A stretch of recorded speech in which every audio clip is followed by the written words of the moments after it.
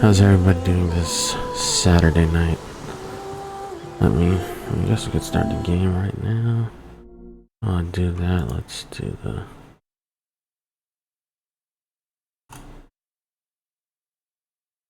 Interesting. I am going to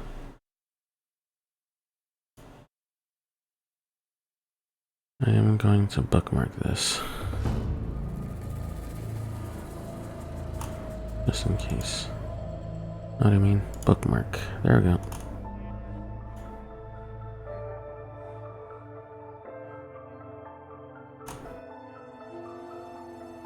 Okay, come on.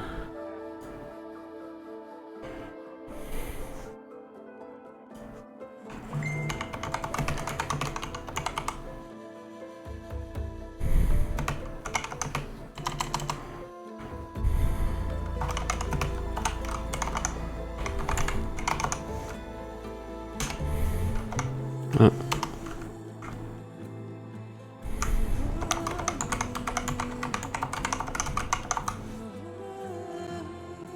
There we go.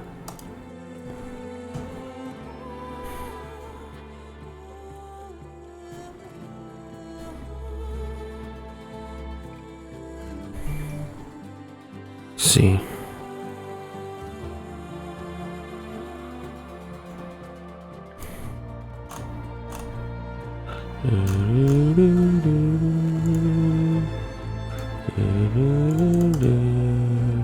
There we go. Alright. Let's start the game. While I'm doing that, do this. And then that.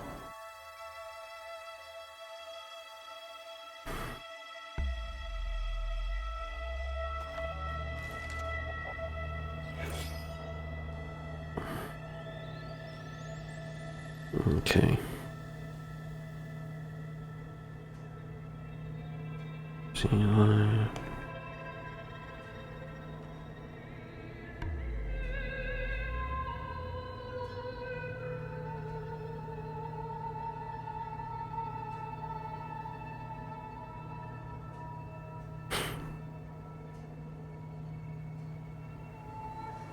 There we go.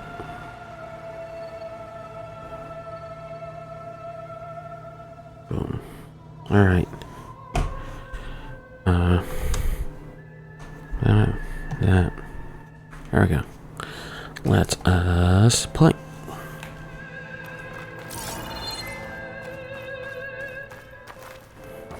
What's all this for? Some kind of survival bunker?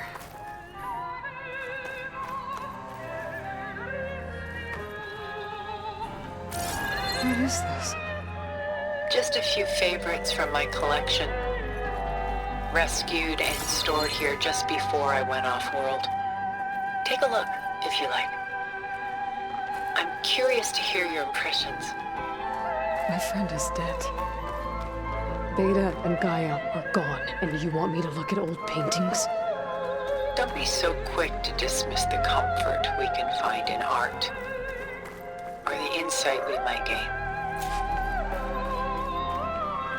Okay, I guess we can't examine the statues. My favorite pairing. On the left is Woman Reading a Letter by Vermeer, a true master. And on the right is a forgery, Woman Reading Music, which fooled experts into believing it was a priceless original. Early in my career, I became fascinated with such deceptions. Eventually, I developed scanning software that could detect fakes with unparalleled accuracy. Is that how you made enough money to buy your way onto the Odyssey? Oh no. I made my real fortune later. Why do you keep the forgery? I've always enjoyed studying the two side by side. Both painters capture light, color, and perspective. But what makes one a masterpiece and the other simply an imitation? The forgery looks... sharper? Good eye. The details are crisp. The contrast bold. It tells us more, and yet we feel less. What's in the letter? Who can say? What does the painting tell you? She's concerned. Whatever's written in the letter troubles her. A burden she can't put down. Fascinating.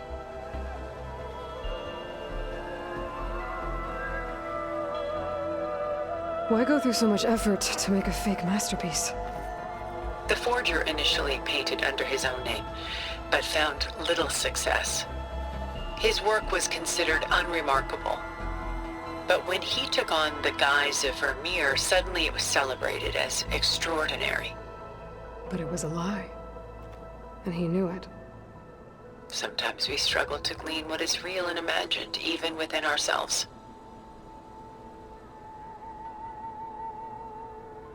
The irony of these two is that Vermeer died in obscurity.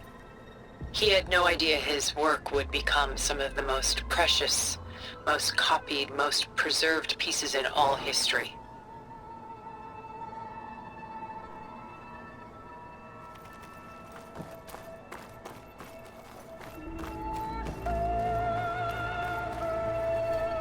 Selene and Endymion. She's the goddess of the moon, whereas he's a simple shepherd. Beside her is the god of love, Cupid. So she's sneaking up on him? More like visiting him in secret. The torch that Cupid bears represents Selene's undying infatuation with him. Though the two must remain apart, her love will forever burn. And why can't Selene and Endymion be together? Selene took a vow of chastity, promising to never take a lover. So when she fell in love with Endymion, she could only visit him at night while he slept. But then wouldn't she be breaking that vow? Think of it as a forbidden love. Though circumstance keeps them apart, still they find a way to come together, however briefly. Aren't Selene and Endymion cold? Perhaps we should move on to another piece. Shall we move on? Okay.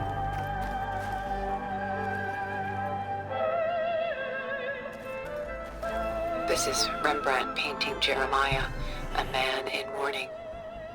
Mourning what? His home. The ancient city of Jerusalem.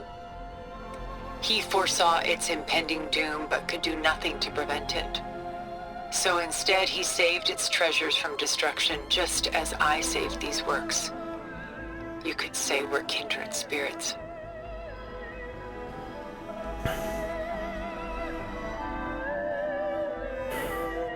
About Jeremiah.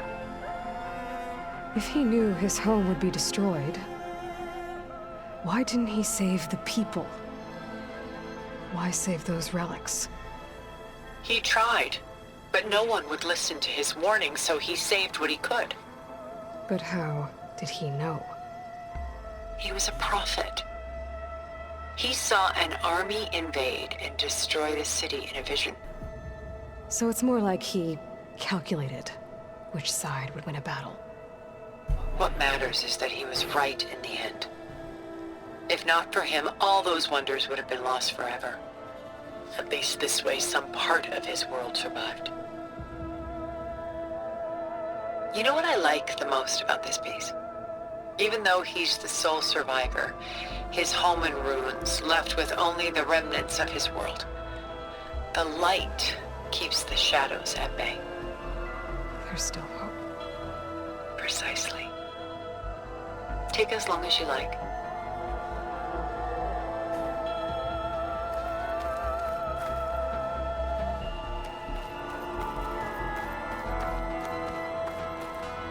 A portrait of the painter, Rembrandt's son Titus, depicted in the habit of a monk. I don't get it. Why would someone like you, with infinite resources, care about this painting of A boy in a hood. It's not the image itself, but the feeling it conveys. The face is bright and defined, but his eyes are downcast, heavy with misfortune. And the background seems to swallow all light.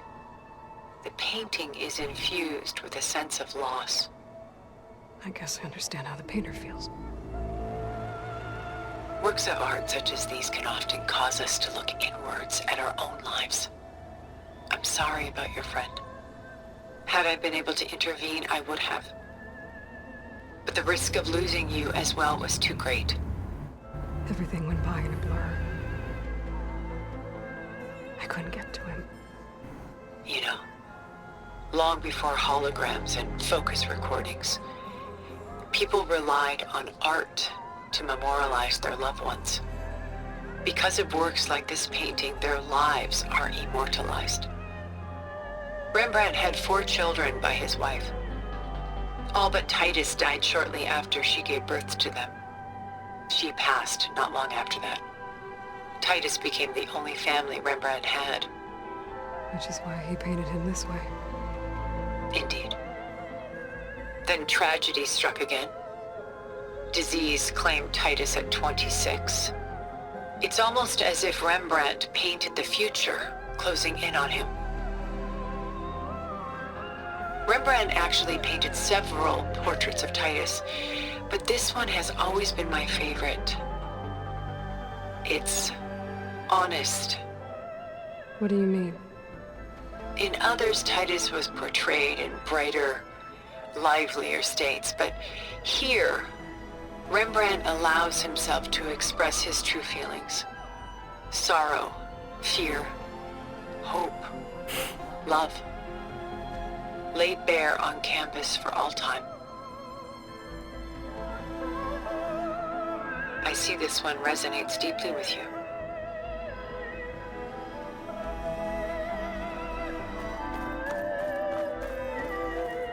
Rembrandt's The Night Watch, by far the most famous painting my homeland ever produced. It was commissioned to honor a militia made up of influential citizens. I guess you must have been an influential citizen. In my day. But not as influential as you've been in this new world. The militia. They look disorganized. Where others painted such scenes in a stiff and stationary manner, Rembrandt chose to show them in action, preparing to march.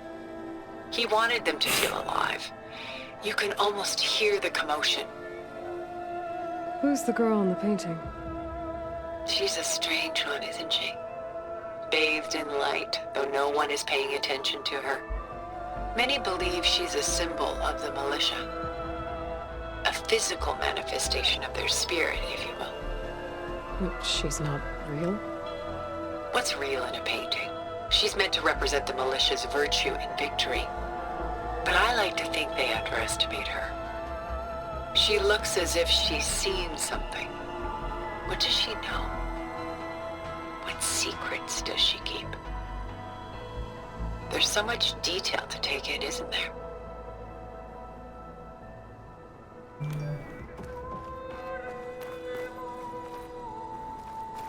The Gust, by Willem van de Velde, the most famous of his many maritime paintings. A ship crossing into the unknown. I guess you're familiar with that. Indeed, which is why I appreciate this composition in particular. Though waves and wind threaten to destroy the ship, it perseveres, clinging to the light even as darkness closes in all around it. Where is the ship going? To a faraway land, most likely. My ancestors used ships like these to explore the world, sometimes at great cost. What were they looking for? Anything of value. They were traders willing to face unknown dangers to make their fortunes. But no matter how far they went, they always turned their sails home. So this Van de Velde only painted ships? It was his specialty. Following in the footsteps of his father, Willem the Elder. The two had quite a journey of their own, taking them all the way to the court of a foreign kingdom. Did they ever come home? No, but eventually their life's work did. Take your time.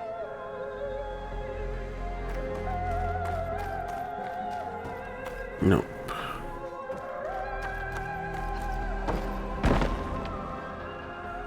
Nope.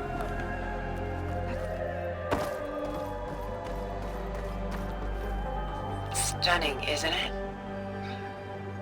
Paintings were the only masterpieces of my people's golden age. This is Von Vianen's leaded ewer, molded from a single sheet of silver. What was it for? How like Elizabeth you are. Function over form. Its practical purpose was less important than its meaning. Von Vianen created it in honor of his late brother, who himself was a famous silversmith. A memorial. Yes. Such beauty from sorrow. If this ewer was a memorial, how did you end up with it? As the Pharaoh's swarm closed in, my homeland's greatest museum gave it to me, along with many other works, in the hope that I could preserve them. A masterpiece like this was too important to lose to history. I even considered bringing it with me off-world to ensure its safety. Why didn't you? I took a calculated risk. This vault seemed more secure than the unknowns of space. Besides, I thought someday I might return. A long life, after all, has its advantages. Now, lo and behold, here I am. Exquisite, isn't it?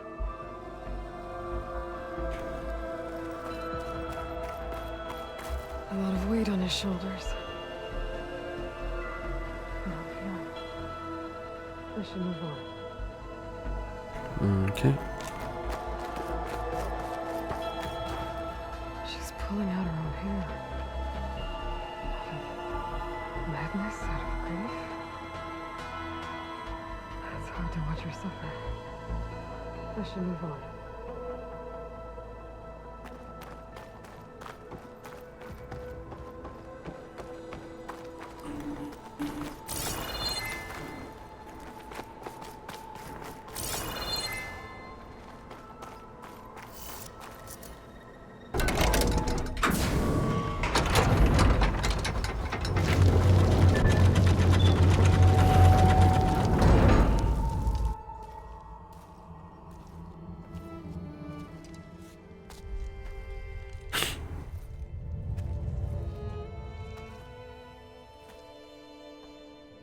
There you are. Feeling better? How did you find us? At the cauldron? And what did you do to everyone right before I passed out? All business, I see. Well, suffice it to say we were keeping a very close eye on Hephaestus, knowing we would need it at some point. Your ruse didn't fool us, and as for my little trick, it was an overload of the senses, accompanied by an energy discharge. Gerard and Eric were only momentarily disoriented due to their shields, but it rendered you unconscious while I got you out. Perhaps some breakfast might steady you a bit?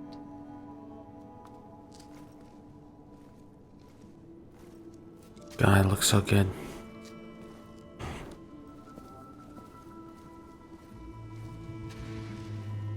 This was your house. The one you recreated for Beta, in the data channel you shared. How perceptive of you. Please, this way. After everything your people have done, you think I'm just gonna sit down and have a chat with you? They're not my people. They never were, and especially not now. You shot off into space with them, and lived with them for 1,000 years before coming back. So what made you suddenly turn on them? Quite simply, this. I'll focus. You repaired it? But that means you've seen... Incredible things. What you've accomplished in 2 decades of life.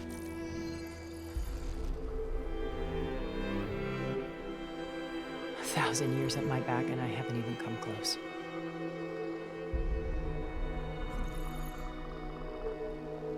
I'm sorry if I invaded your privacy, but I had to. In order to understand. To be enlightened. You truly are Elizabeth's blood. With her drive, her sense of mission, her integrity. Watching all this shamed me for the company that I've kept. Having seen it, all I want is to help you. Even if it means stopping your friends? Especially so. Please, sit down.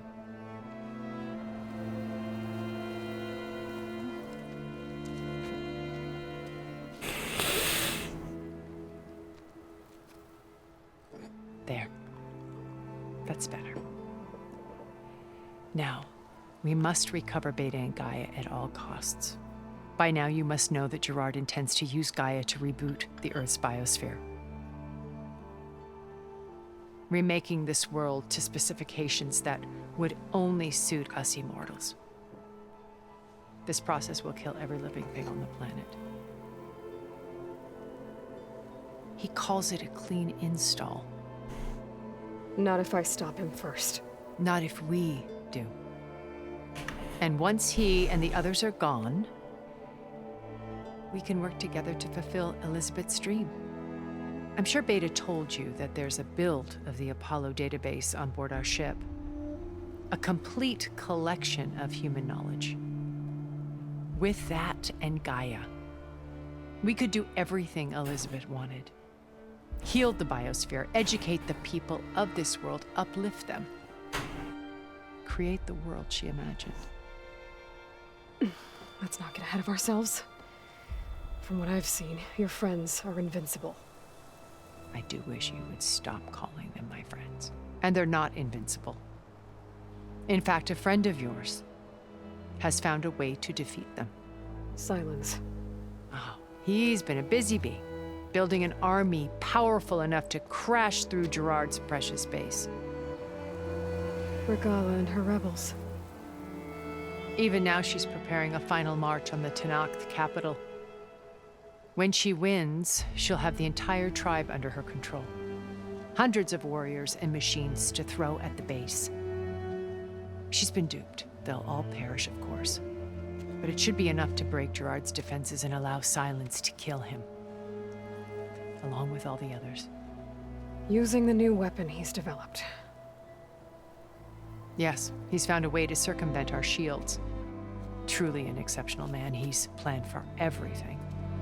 Except you and me. You see, while his army is battering down Gerard's doors, you and I will sneak in through a back way. One that only I know about. While Silence and my friends are busy battling each other, we'll take back Beta and Gaia. I told you I want to help you. I mean it.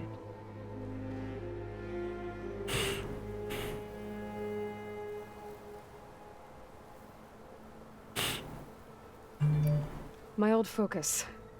How did you find it, let alone repair it?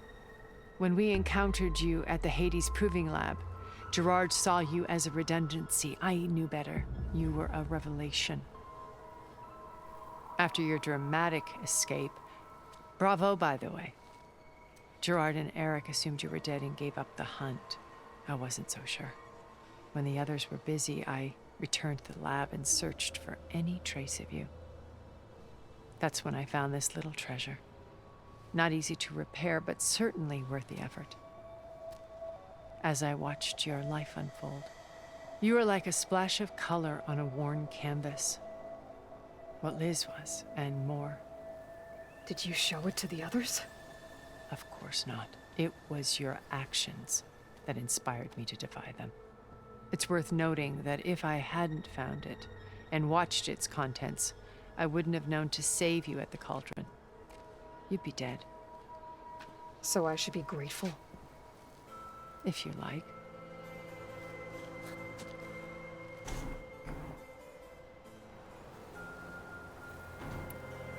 So you know all about me. What about you?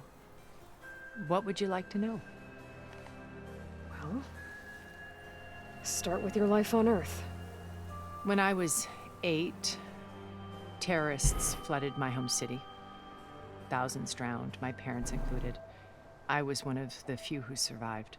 My guardian sent me to boarding school. Among my peers, I was the strange girl, the orphan to be avoided.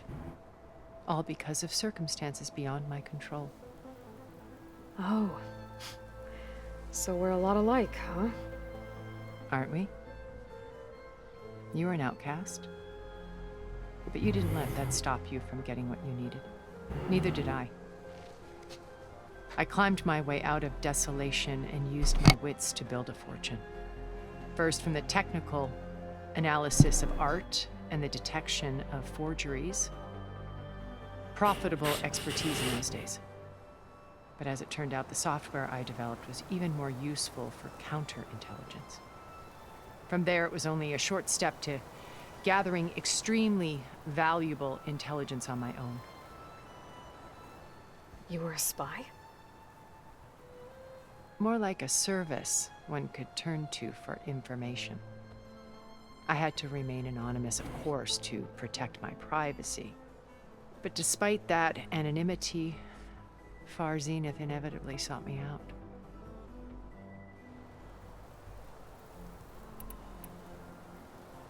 What happened when Far Zenith approached you? They painted an irresistible vision of humanity's future. One where we need not fear illness or death, where we explored the furthest reaches of the stars and thrived. It was only later that I realized that they only intended to bequeath this future to the rich and powerful. By the time I finally figured it out, the walls were closing in, Pharaoh's machines were devouring the earth. So I accepted Far Zenith's invitation to a berth on the Odyssey. I wanted Liz to come, but she had nobler plans, as you well know.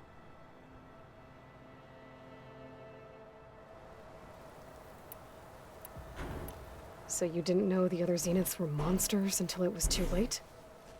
I knew some of them were, certainly.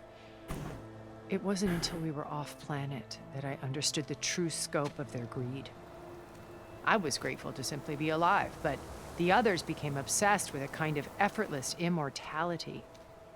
They built a colony where machines serviced their every need, where any memory or fantasy could be endlessly savored in virtual reality. It wasn't life. It was stultifying, a pampered dream state.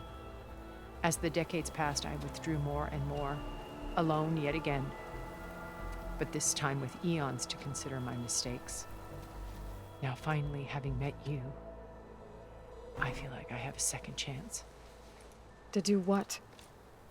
Help you, of course. To fulfill Mrs. Dream, which isn't so different from Far Zenith's original vision.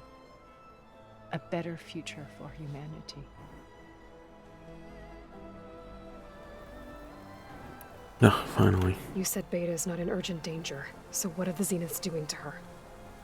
Putting her to work. Merging Hephaestus with Gaia. A difficult, time-consuming task, as I'm sure you know. They will compel her if need be, but her life is not in danger. She's the only one who can do it. Because you people made her to be nothing but a tool. Gerard's idea, not mine. They always viewed me with suspicion when I attempted any form of kindness towards her. That's why I created the Data Channel, a virtual place where we could speak in peace.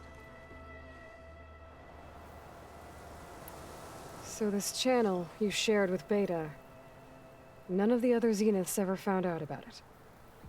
Gerard believes he's the most cunning of all of us. Even after 1,000 years, he still can't imagine that I would outwit him. The channel allowed me to interact with Beta away from their mistrustful eyes. It offered us a chance to be ourselves. Until you cut off all contact. Yes, though it pained me. I was worried that our meetings would do her more harm than good. Well, she felt like you tossed her aside. I was afraid the others would find out and punish her. She may not have had the comforts of friendship anymore, but at least I ensured she was safe. I know it seems harsh, but you must believe that her well-being has always been paramount to me.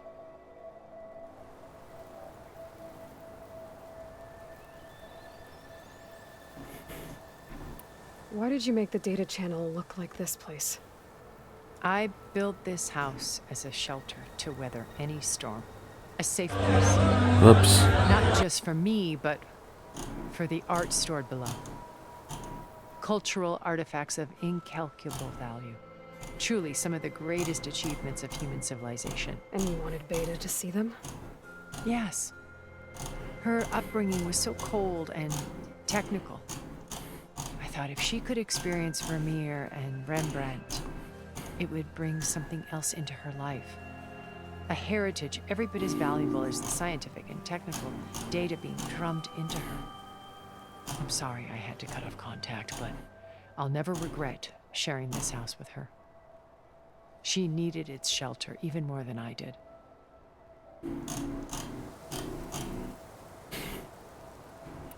Beta told me your colony was destroyed. That you came back to Earth because you had nowhere else to go. It's true. Boom. After we reached our destination, a planet in the Sirius star system, we spent decades building a new home. The physical constraints of Earth, the boundaries of mortality, gone. To think of what we could have done with it. It might have been a utopia. Instead, we stagnated, absorbed in effortless comforts and virtual realities.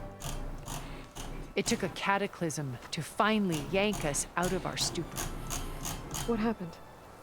A massive geological event. We knew of instabilities in the planet core, but we underestimated them. By the time the collapse was upon us, it was too late to stop it. Only a few of us made it to the ship in time. We set course for Earth, the only safe harbor left to us. Which you decided to make unsafe for anyone else. Not me. Gerard. He believes it's better to wipe the canvas clean than work around the smudges. No more primitive tribes, no more combat machines, only a blank slate to do with as he pleases. But we will stop him. All we have to do is get into that base.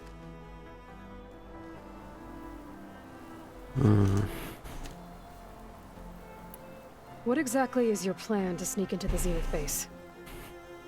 We will make use of a lesson I learned from an early age. Always know your exits.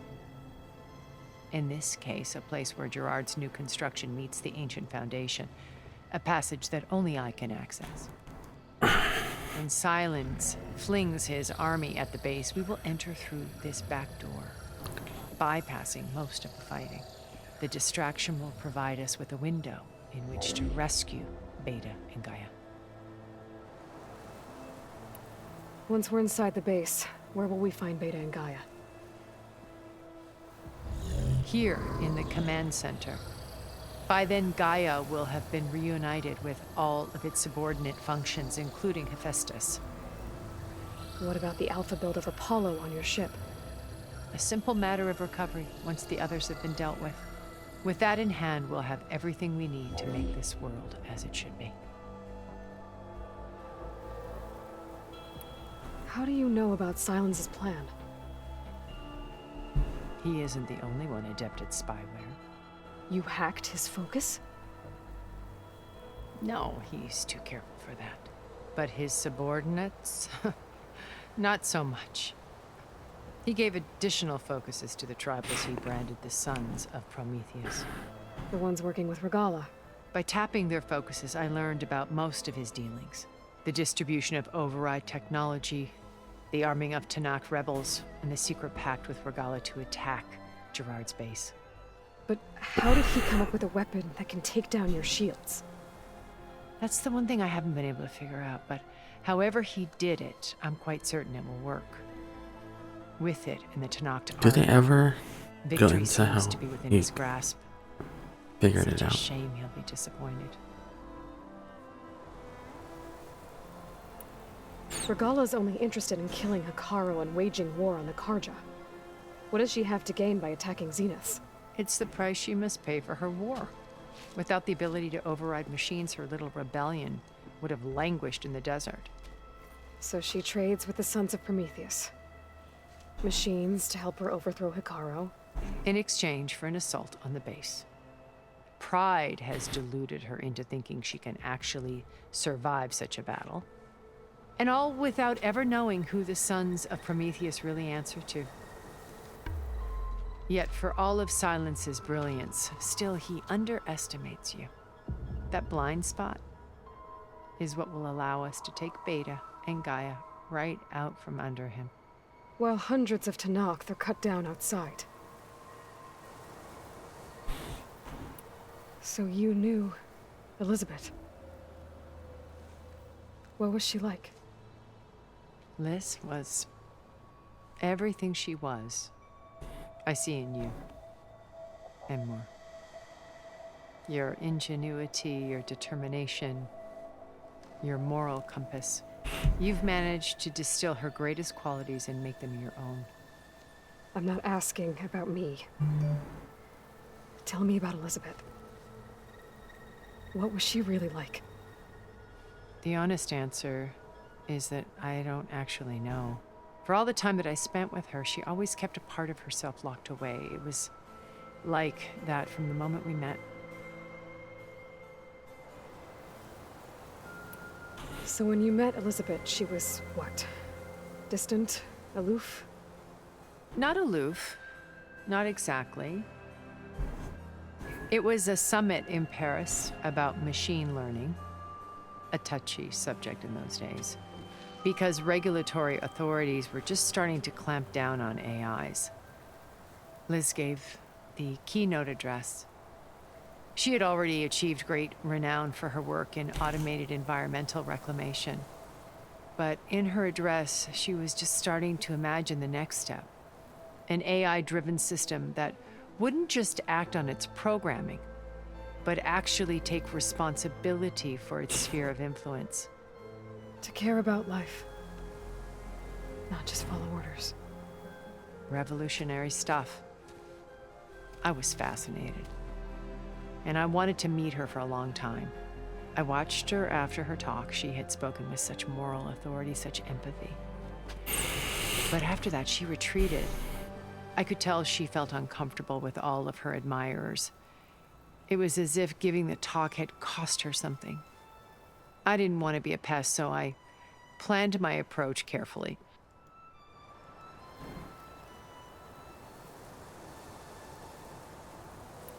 So how did you finally approach Elizabeth after her talk? I picked the right moment. The morning of the next day, right as she came back to the conference, she had just had her coffee. She was fresh, rested. It was like she had braced herself for the onslaught of colleagues. I asked if I could walk with her, then put forth a question about her talk that I thought was intelligent. Her answer made me realize it wasn't. But she was very welcoming.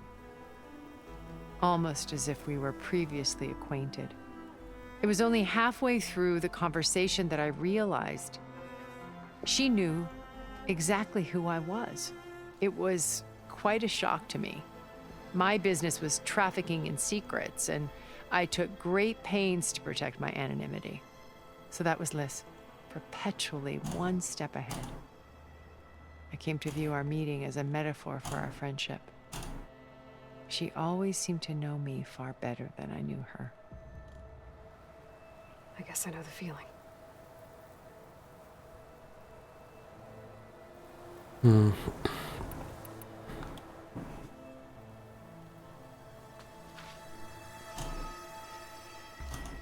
For Tenakth? Your plan would wipe out an entire tribe. There has to be another way. We are in an admittedly desperate situation, but I assure you there isn't. Remember Zero Dawn. Elizabeth's sacrifice. Sometimes many have to die for a new world to grow. If it looks impossible, look deeper. Wait. The data channel. It still exists, doesn't it? I need you to open it. Let me talk to Beta. Impossible. We might be detected. It's worth the risk. There is another way, one where the Tenakth survive. But we won't. If the others... If you want to help, open it.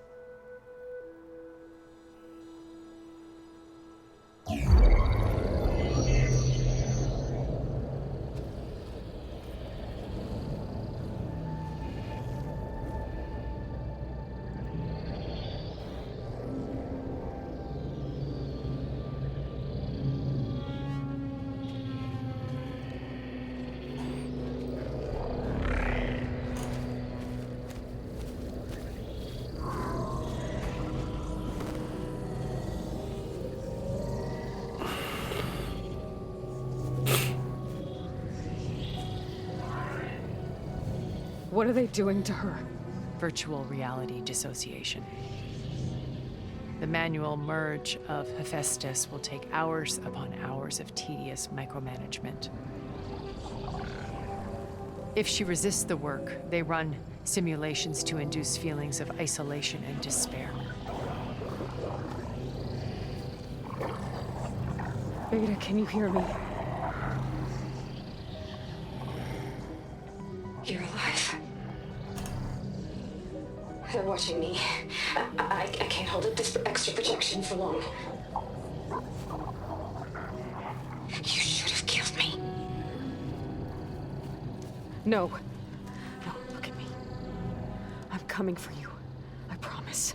Okay? I just need you to hold out a little while longer and work on the merge.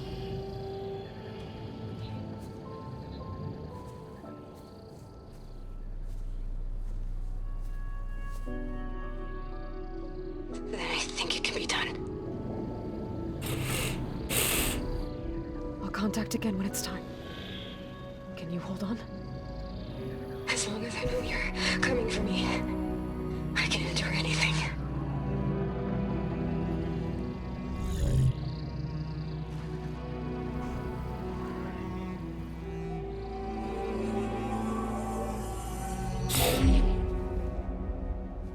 All right. I did as you asked. Now I think you need to tell me what you're planning. I'm going to take Sylens' army away. I don't need it. Only the weapon he made to penetrate your shields. And how do you propose to get it? Ask him nicely? Without Regala and her rebels, he won't have a choice. We'll be his only option. Only option for what? What did you tell her? That is between me and my sister. Will be Sylens' only option for crashing that base. I'll tell you the rest later. But first, there are a couple of things I have to do. Oh. And what are those? Lay my friend to rest. And then I'm going to use the override that Beta gave me at Gemini to put an end to Regala's rebellion. From the air. Wait. Since you insist on doing things your way, I know of something that will truly help you make a grand entrance with the Tenakth. The ancient Horus Titans still possess electromagnetic energy cells as part of their arsenal. Drop one of those on Regala's army and they'll receive quite a surprise.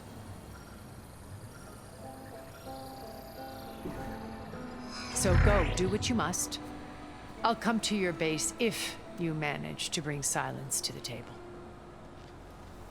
Not if. When.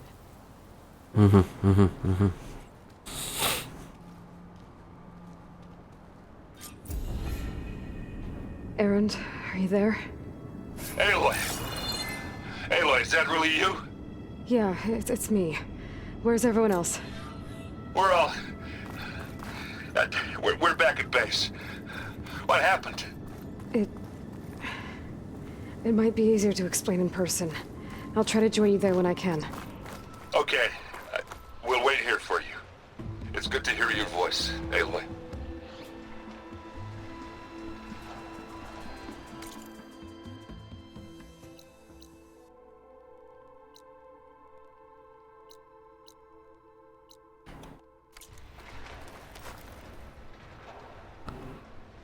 Question mark.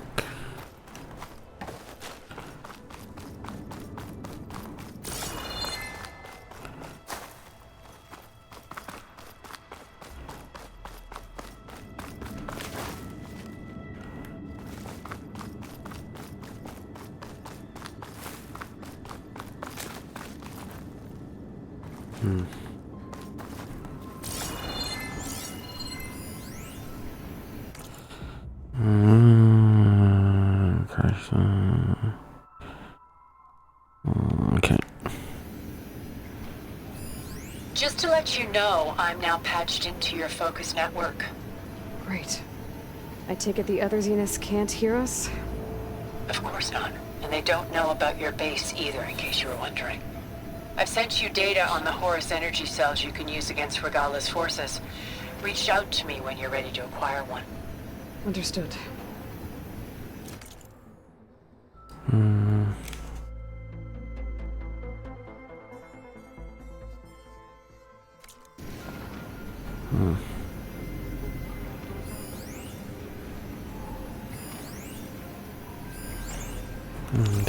What's that mean?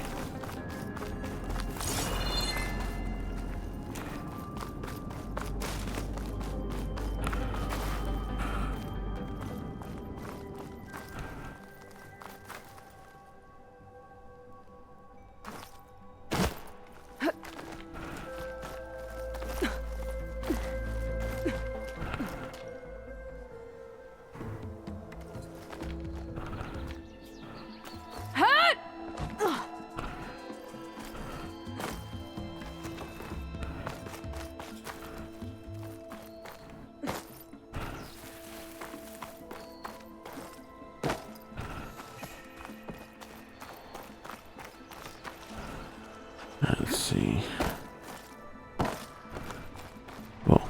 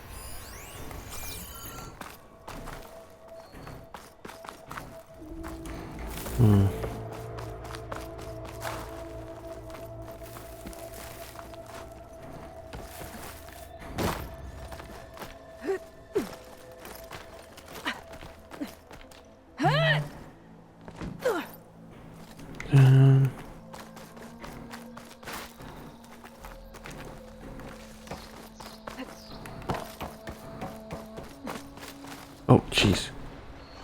Oh, damn it. Oh, here we go.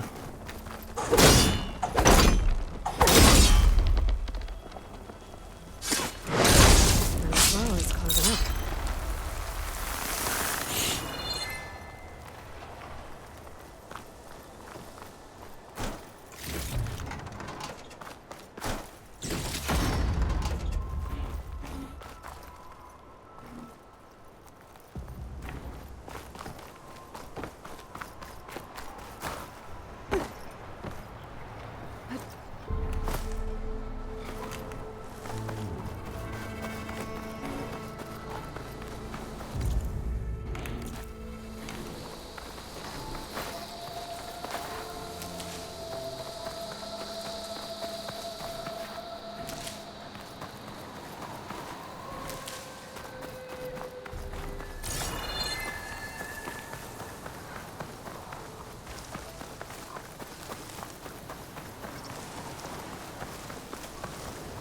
Okay.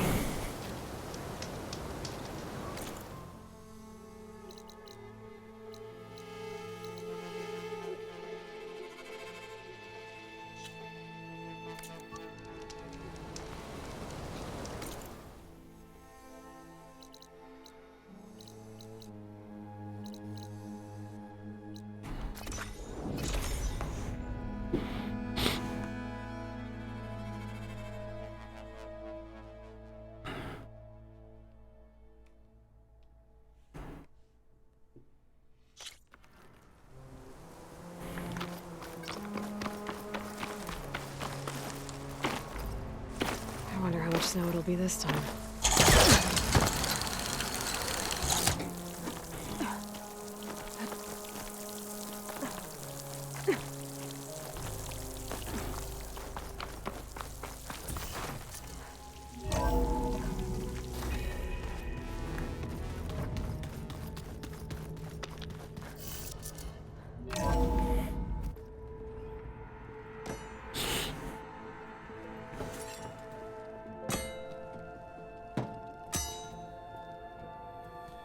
When you're wounded, you have to strike back.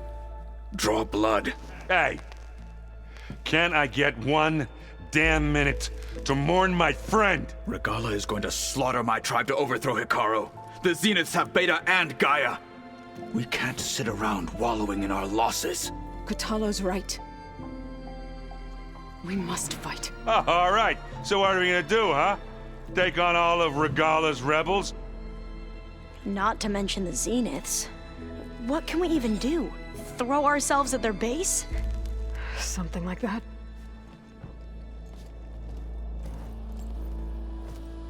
So...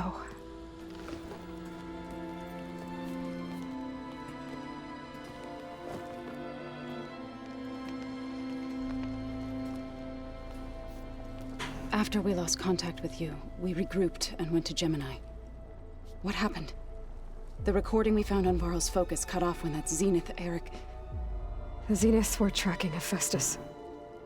When Gaia trapped it in Gemini, they knew where we were. After Varl tried to stop them. They took Beta and Gaia.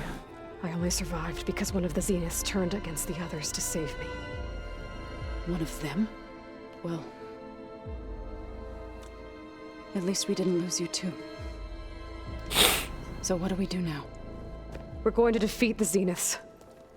And get Beta and Gaia back.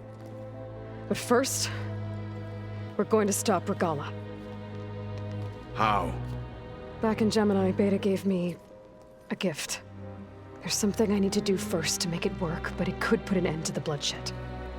Word is, Regalla's readying her army for an all-out assault on the Grove. I need to be there. I know. Go. Stand with Hikaru. And keep an eye on the sky. Strike true as the 10. The rest of you, whatever preparations you need to make, upgrades, resupplies, get on it.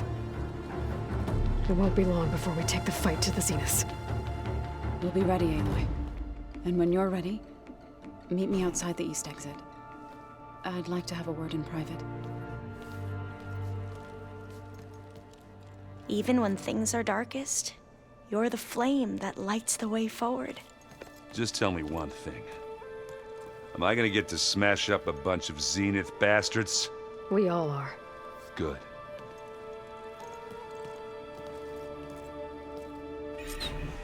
Before I do anything else, I should check on Zoe. It sounded important.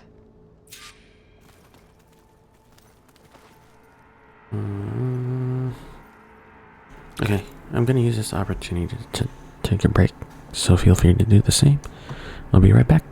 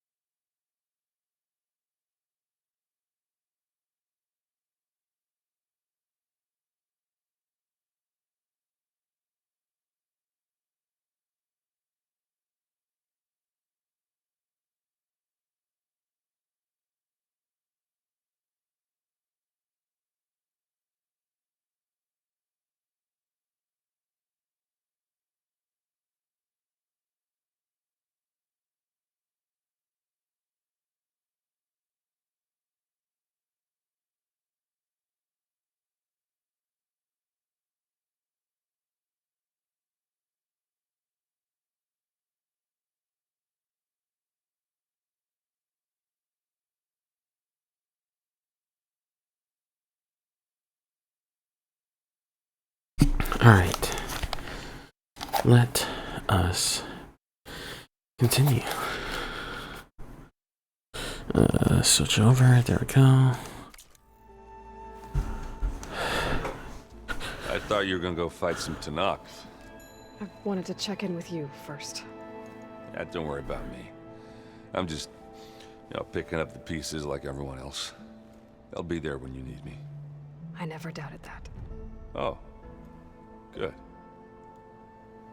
I'm glad you're back. So am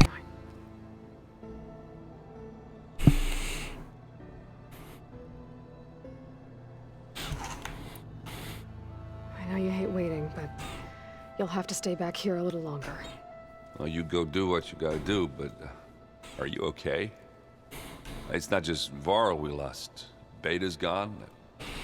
I almost lost it when I realized my sister had been taken by Dervahl back in the Sundom. I'm getting her back. That's all that matters. Understood.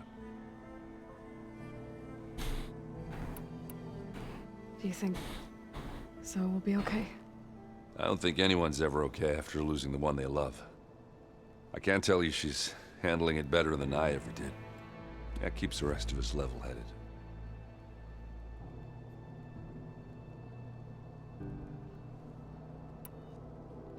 I need to get going. You better get there before Kotallo tries to take on Regalla's entire army by himself. Yeah, do me a favor. Don't go disappearing on us again. I'll do my best.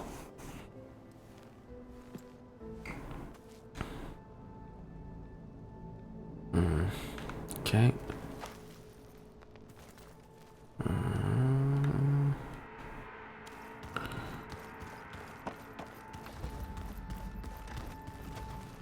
You look busy.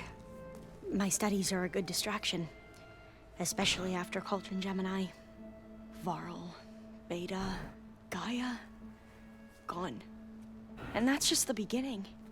The Zeniths want to rob us of our future too. We won't let that happen. Tilda, the Zenith that Beta mentioned, she was the one who rescued me. Did she say why? She knew Elizabeth Sobek. Seems to think helping me is honoring her in some way. She was willing to share information on both Silence's plans and the other Zeniths. But you still don't trust her. Where I come from, the more valuable the knowledge shared, the higher the price extracted. I'd be careful if I were you, Aloy. So, all of the tribes here are new to you? Yes. I've been studying up on them. The most fascinating one thus far has been the Tanakh. An entire culture based on the holograms of an ancient museum. There's much they've misinterpreted, not unlike the Quen. But still, there's a nobility to what they've become. They're honorable and fearless. And deadly.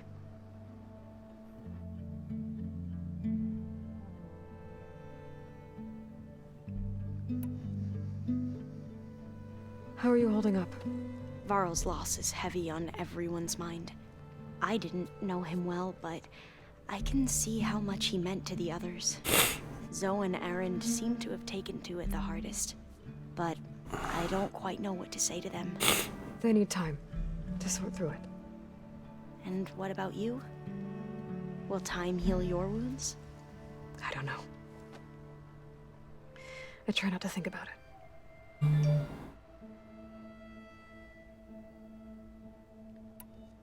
Seems like everyone's ready to take the fight to the enemy. Kotallo more than most. If I were this Regalla, I wouldn't want to cross him on the battlefield. Regalla still has a lot of machines on her side. That's where you come in, I suspect. If my plan works. What was Leviathan again? A flood control system back in the Great Delta. It was built by Eileen Sasaki, another of our ancestors. If we can acquire the data on it, we might be able to fix the system back home. Then my sister, my parents, other families won't have to live in fear of their homes washing away when the long rains come. Right. And to find it, we need to head back to San Francisco. I should get going. Be ready to go on my signal, okay? I won't let you down. I know. And I haven't forgotten about the data on Leviathan. I'll let you know when I make it back to landfall. Thank you, Aloy.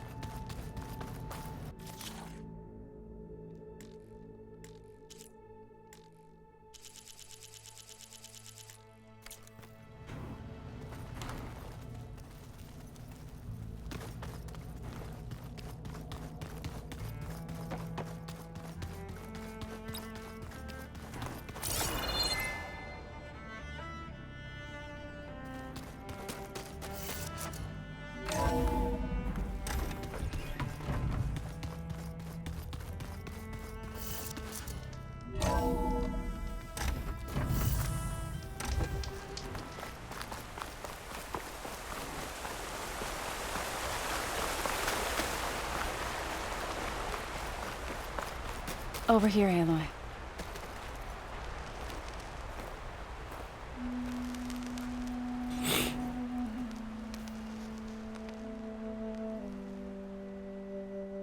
We would come out here to tend to the garden.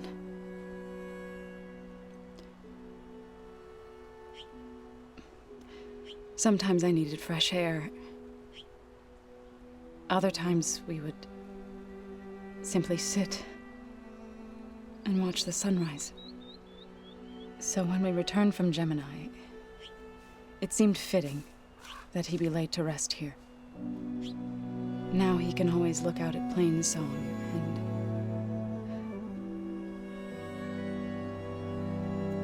further east to the Nora Sacred Lands. He would have liked that. He often spoke of his sister, Vala.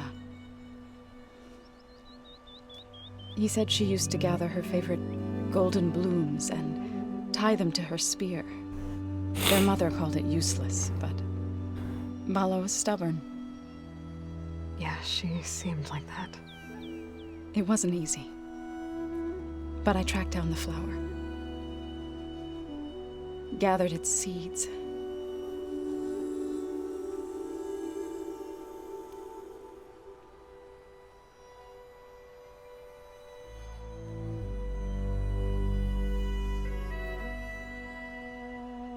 As verdant limbs wither, roots rot in snow, still the sea rises as certain as stone. From death follows new life. So it is with the land.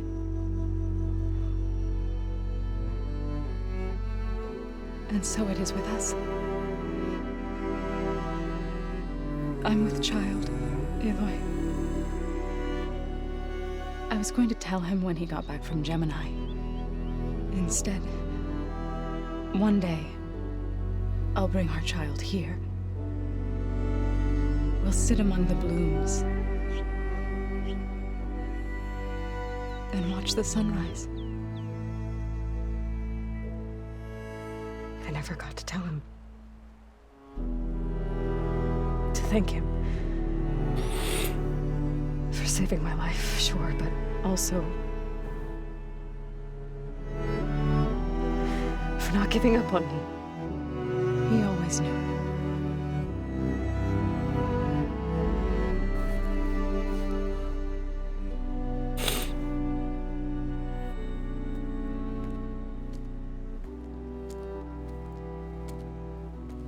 Goodbye, Varl. I promise to look after them.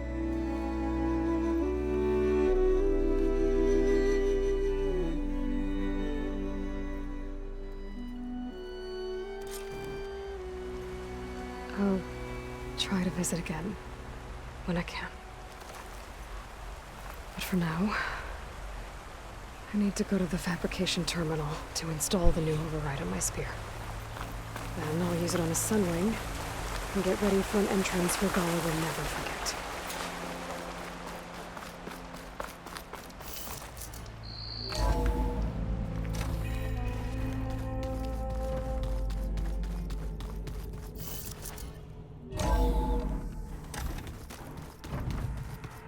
I'm gonna clean my gear later. I can do yours if you want. I cleaned it already. Yeah, of course. Thank you. Don't mention it. Think you can manage things here while I go help Hekarro? Stopping Regalla's war. It'll help us take the fight to the Zeniths? Yes. Then I'll make sure the rest of us are ready upon your return. Okay. I know we both want to make the Zeniths pay for what they've done, but once we infiltrate their base, our priority will be to get Gaia and Beta out of there. Don't worry. I won't go seeking revenge like some blood-crazed Tenakth. Wherever your arrow strikes, mine will follow. Let's hope we hit our targets. We'll be facing Spectre drones soon. Aaron fought them before, so... Already asked him to run us through some combat drills. He moves like an oaf, but he's good without hammer. How's Aaron doing? For a moment there, he thought he'd lost both you and Varl. But he never truly succumbed to despair. Guess that Oseram's stubbornness comes in handy sometimes.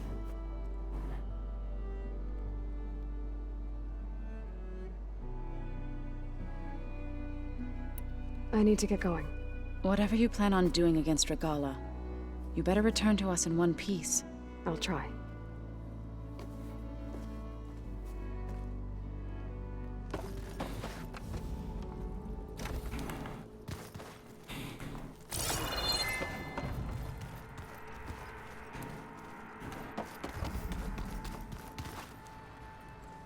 Oh, back already? Tilda's the one who rescued me. Same one that spoke to Beta when none of the others would. Did she say why she saved you? She knew Elizabeth Sobek. Seems to think helping me is honoring her in some way. She was willing to share information on both Silence's plans and the other Zeniths. But you still don't trust her. Where I come from, the more valuable the knowledge shared, the higher the price extracted. I'd be careful if I were you, Aloy.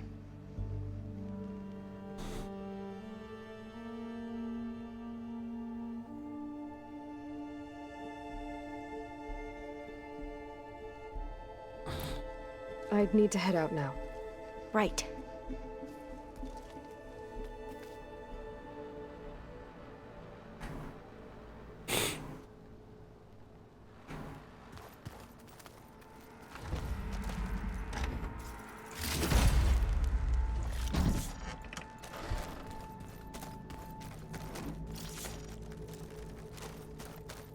You know, we've never played Machine Strike together.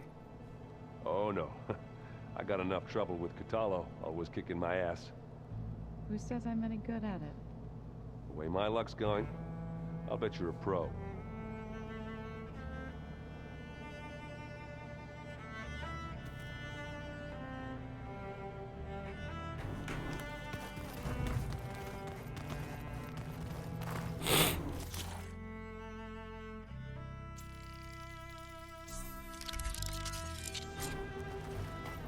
Override installed. Now to find a sunwing. I think there are some roosting at the top of the mountain.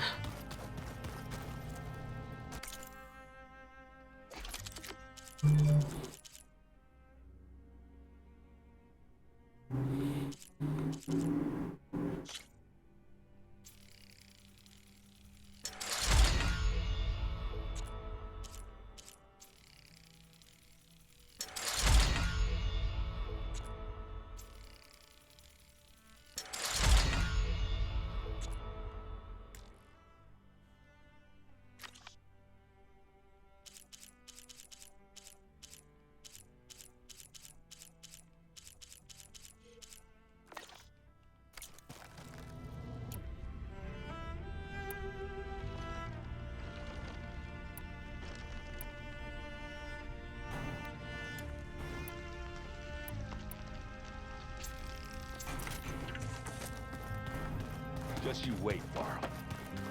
We're taking those space slugs down.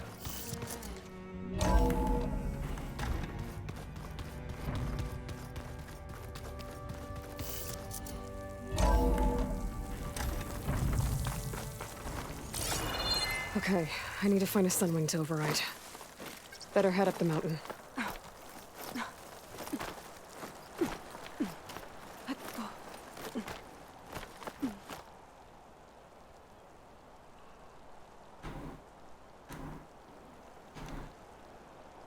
Come on.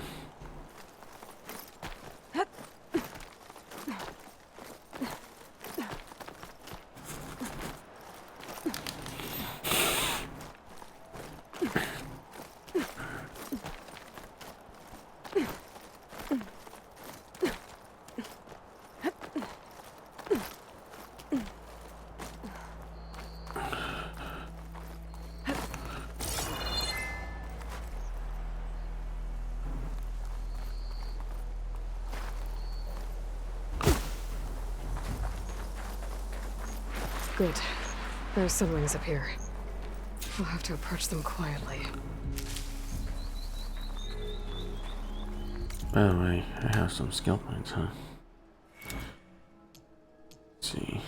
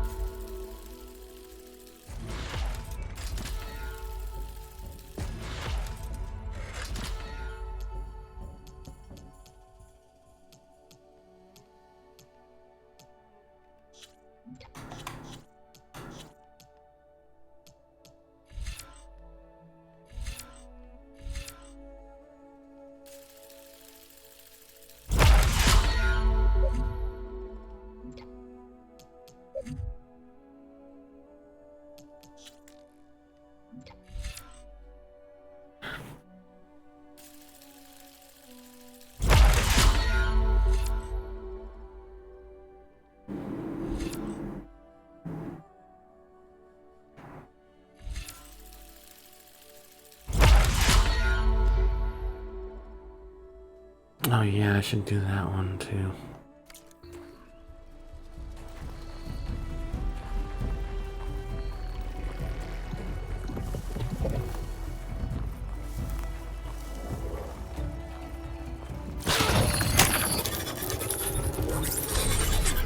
Got it.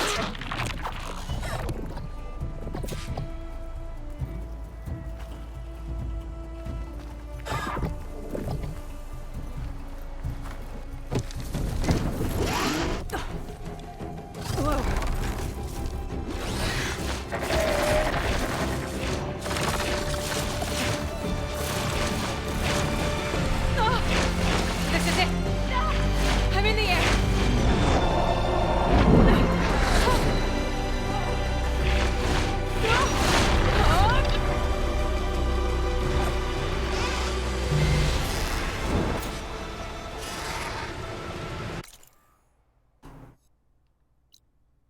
Where am I flying? Oh,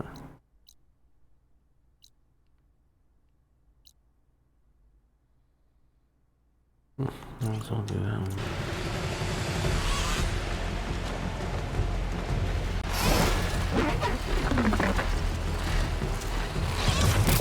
Whoa! Head rush. Tilda, I'm in the air. Then you'll want to pick up an energy cell on one of the ancient Horus Titans. But first you must send out a pulse to activate them. I've sent you the necessary software. To deploy it, you'll have to override one of the communication machines referred to as Tolnecs. There's one in the middle of the desert that should do nicely. On it.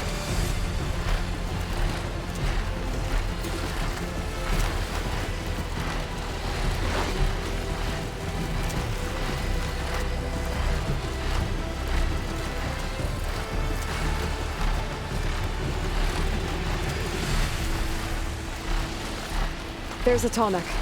Need to get on top of its head.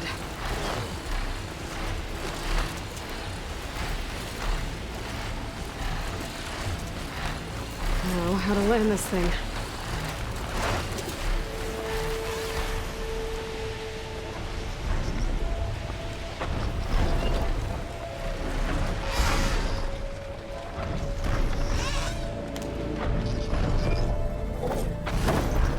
Made it.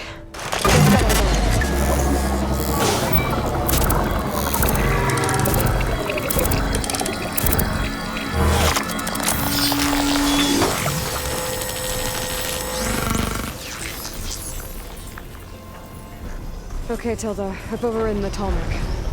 Good. And the energy cells are now primed. Simply pick one up on a Horus.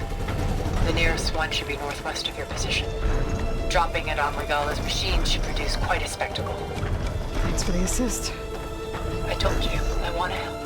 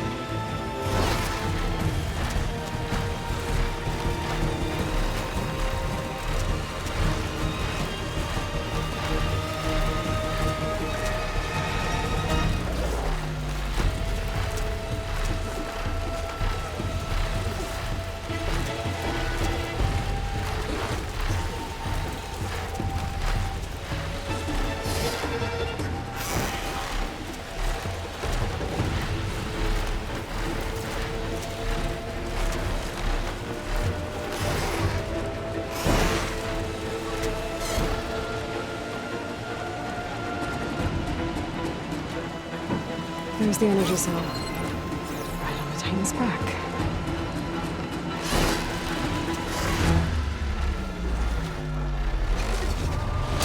Got the cell. Now onto the Grove. Pulse from Tolmec should have reactivated all the energy cells in the region.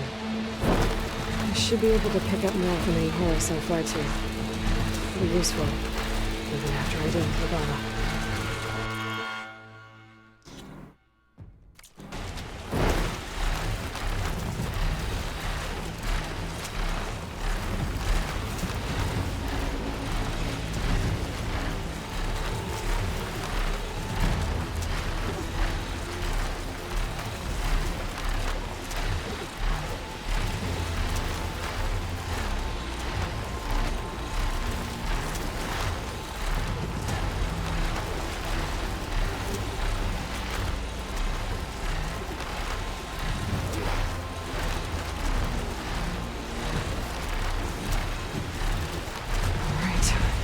Go.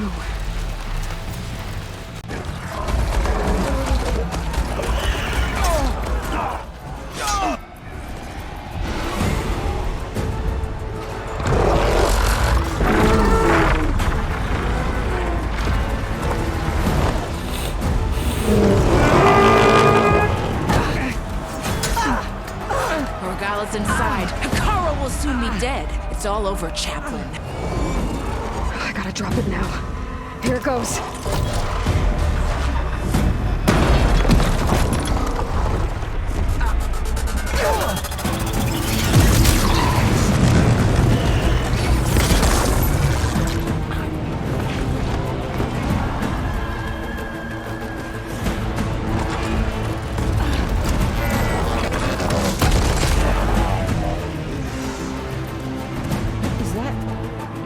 It's Aloy!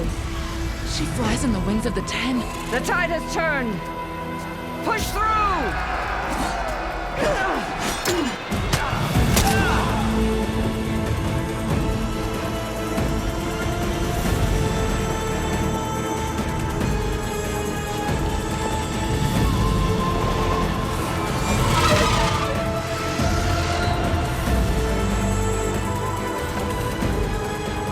End of the line, Hakan. Now on your knees, and I'll give you the death you didn't have the spine to give me. They're down! The machines! All of them! They're down! What? How's that possible? Regala!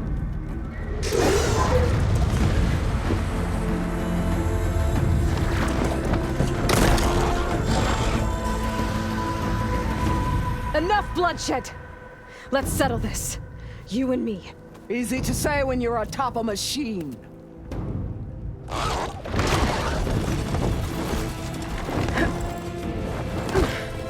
Well, that was just to get your attention. I don't need any help to take you down. Fine. I accept your challenge. And once I'm done with you, I'll get to finish the slaughter. We'll see about that. The duel is set. Let none interfere.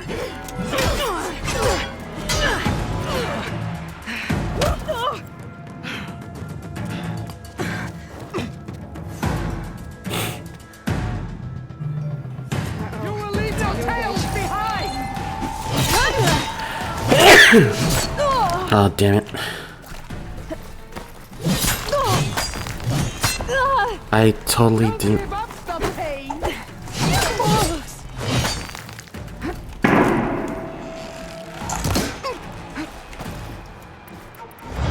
Oh, jeez. Oh, jeez. Damn it.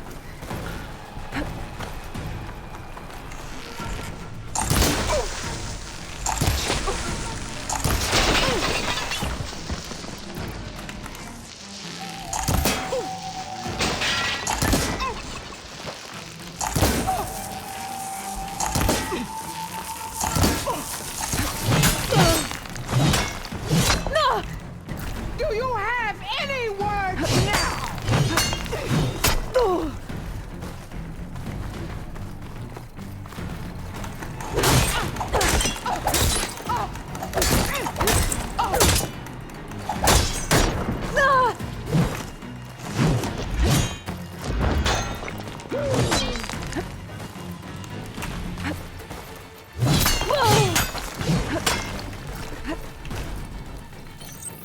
Okay, better.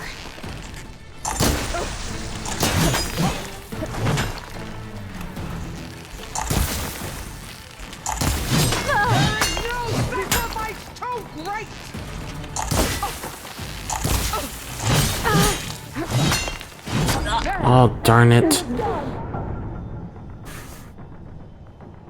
I should have put some into. Damn it. Alright.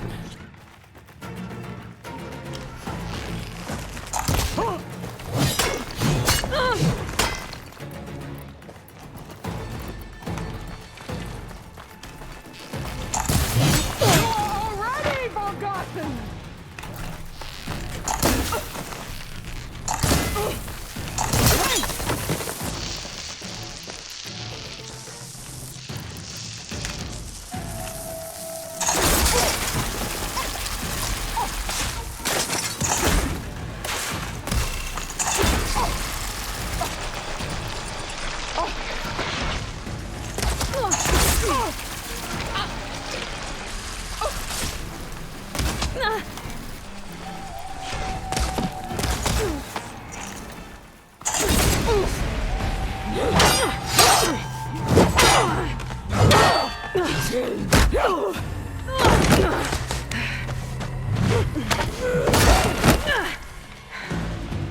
I need a sword.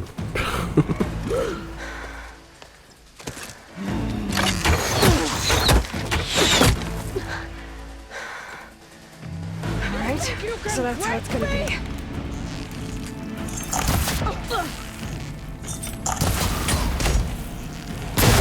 Oh, damn I it. can keep going.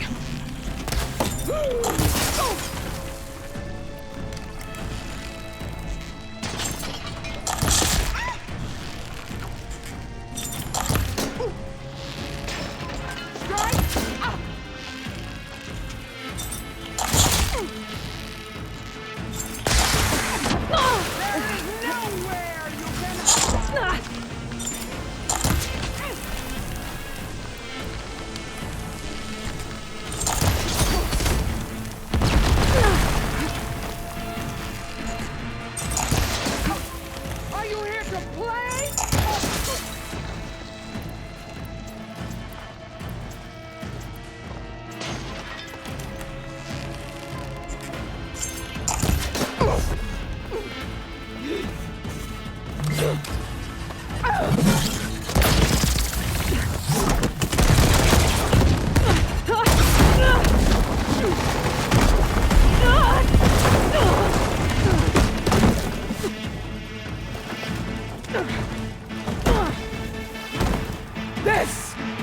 where it ends! Yeah, it is. You die here and now! Oh, damn it. Get fucked, get fucked.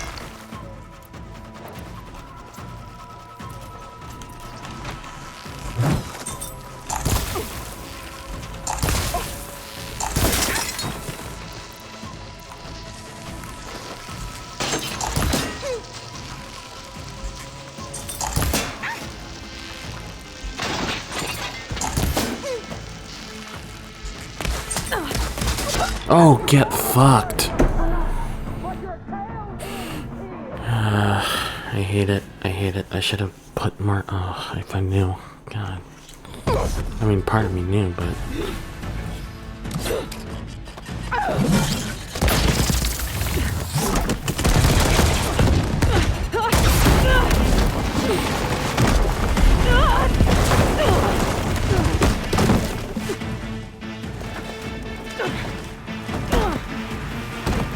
This is where it ends! Yeah, it is. Come to me!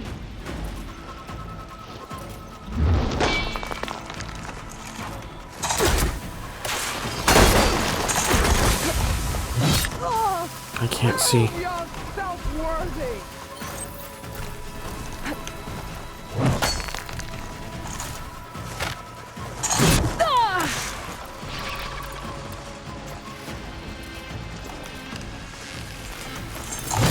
Oh, get fucked. Get fucked. Get fucked. Misery!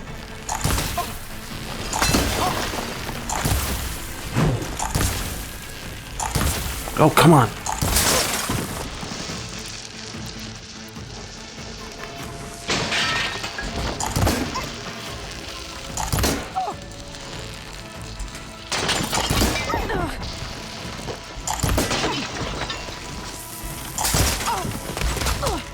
Get fucked. Get fucked.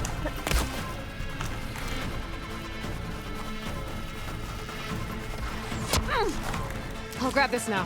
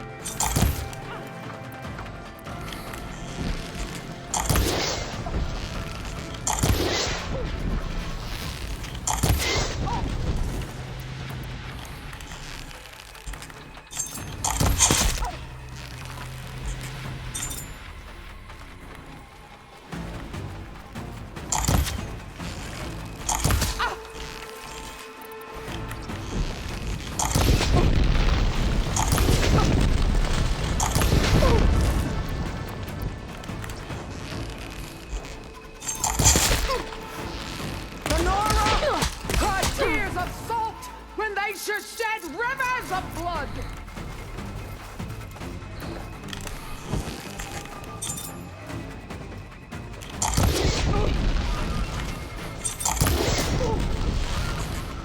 Is it how you give up your life?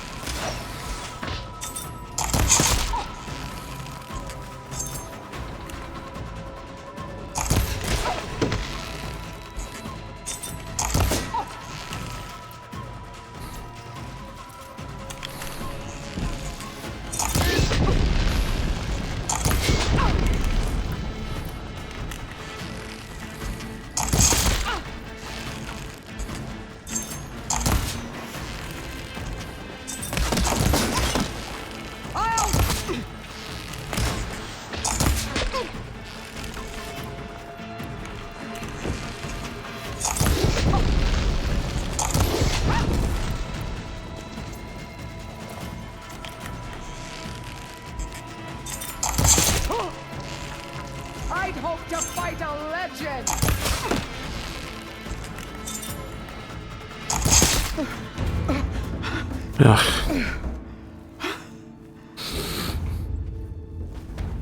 Here I am again, on my knees before bootlets and cowards. Go ahead, run me through. Shut your mouth, traitor.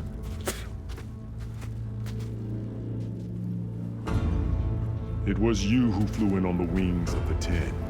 You who challenged her. By our rights, you must decide her fate. I spared her once. It only made things worse. She was the best of my marshals. What a waste. She's dangerous, all right. But maybe that's exactly what I need. Cowards! What more do you have to conspire about? Whether you live or die.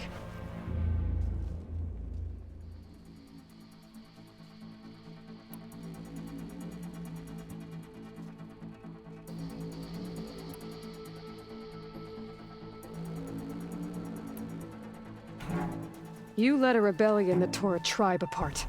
All for bloodlust and revenge. Maybe the only thing you deserve is to die right here. Or maybe that fury can be directed at the real enemy. You want to ally with her? How can you even trust her? Despite all that she's done, she's never been one to break her word. And will she give it? I won't beg for my life. Decide.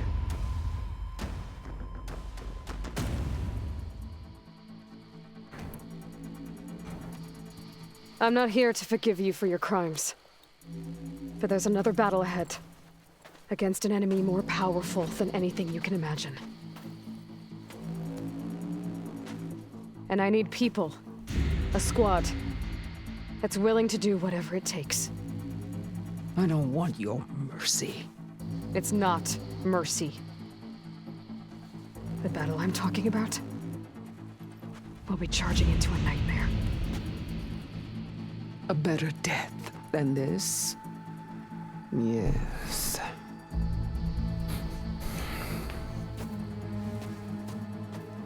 My blood is yours. Your enemies are mine. Meet us at our stronghold, in the mountains near Plainsong. You mean to send her alone? Without even an armed guard? She does not need it. I will be there. You have my word. I'll hold you to it.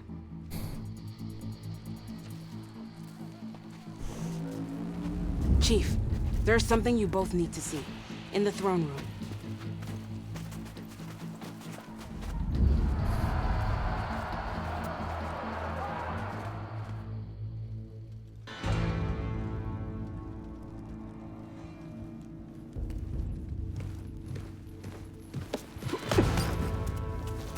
He surrendered to our guards outside the grove. Claims he has an urgent message for the Outlander who defeated Regalla. So, state it. It's for her alone.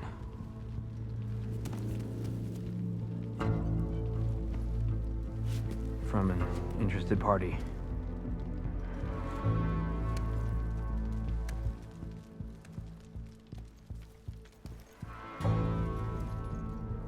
I'm gonna need some privacy. Clear the room. Put him with the rest of Regalla's soldiers. I'll see you back at base.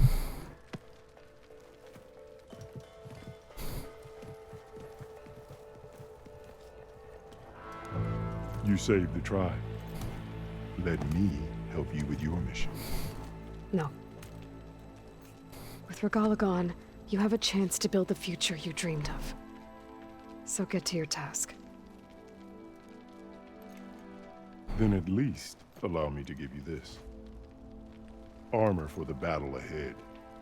May it keep you safe.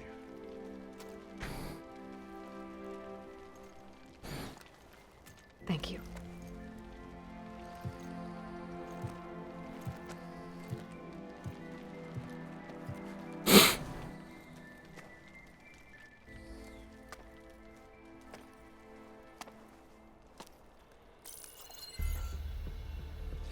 have any idea what you've just done? Oh, it's a pleasure to see you too, Silence. Congratulations on your victory. You saved the Tenakth for a few weeks. Unfortunately, you've doomed the entire planet as well. Wrong. I don't need a Tenakth army to defeat the Zeniths. Oh, Aloy. Have you learned nothing about the enemy we're up against? More than you, hiding whatever hole you found. My idea is just better than anything you ever came up with. Go on. No, not here. We're doing this my way.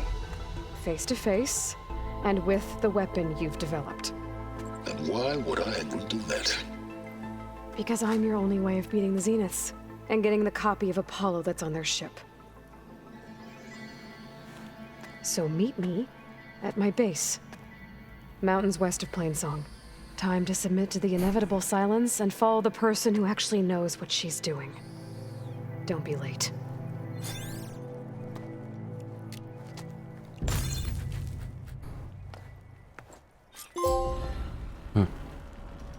Tilda, you there?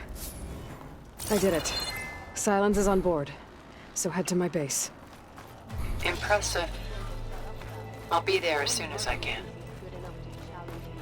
Now that I can fly, I might want to see what else I can do before I head back. He's going to try, and I hope I'm there to watch him get his ass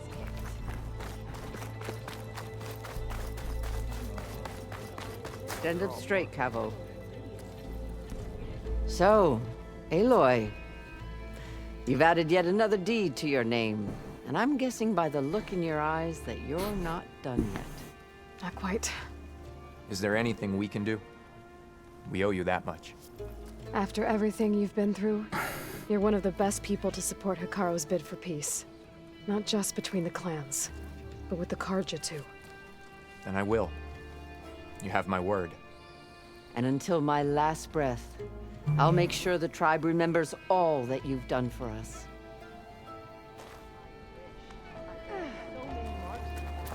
These new visions speak all the Tenakth as one. Always. The flame of the desert now flies on the wings of the Ten. Will wonders never cease? I thought you wanted to stay neutral. In the end, I decided that if you thought Hekarro was worth fighting for, then that was good enough for me. I'm honored. The honor is mine. The next time I'm on leave, I'm heading to the Grove to see for myself. You know, I kind of thought... I hope you know what you're doing. Sparing Regalla caused this mess to begin with. You doubted the Chief's word? The chaplains will preach of this battle for as long as the tribe lives on. The chaplains will preach of this battle for as long as the tribe lives on. And so the Wings of the Ten found us when things were at their direst. I'm not some legend come to life, Jataka. That may be, but we will always be in your debt. Strategy. Talk yourself up all you want. Ateka, I figured I'd see you here. Of course. The Lowland clan fought for our own today. And like the day Hekarro conquered the Grove, we stand victorious. I see the same look in his eyes as I did then. Hope restored. His vision for us endures. He'll need your continued support, I'm sure. And he will always have it. Thank you for everything, Aloy. Keep them all back good when we have a chance. The chaplains will preach of this battle for as long as the tribe lives on. Let's see. Okay, yeah, it might be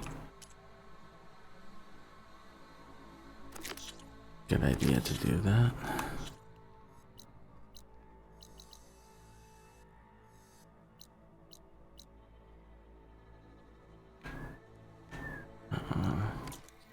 Bringing down one of those tremor tusks for rebel Attack this grove. Wallbreaker, Regalla, to the wings of the Ten. We'd see the vision. What's this? No.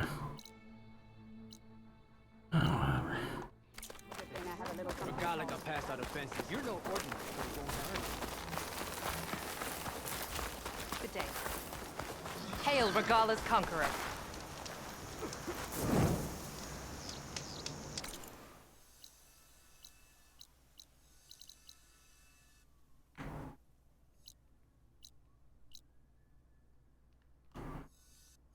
Let's see what happens.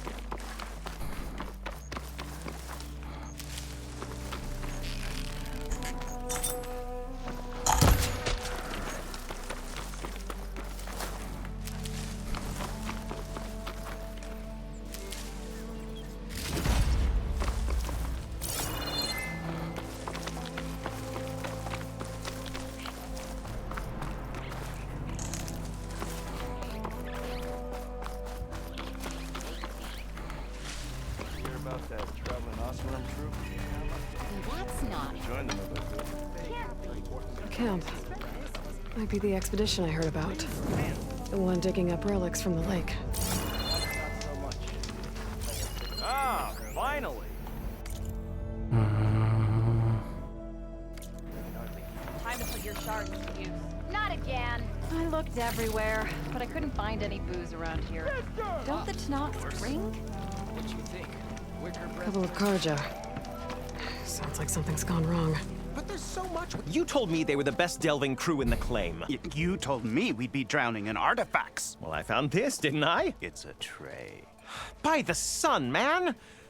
Not even the most accomplished crafters of Meridian could pull off such symmetry. I wonder what the old ones served on it. Appetizers? Seafood? It's a tray! Who are you? Rushavid? You wouldn't recognize the sun if it hit you in the face. This is the savior of Meridian, the one who sees the unseen. You've come for them, haven't you? Them? The relics! The lake is full of them. Something big happened here in ancient times. You mind if I take a look?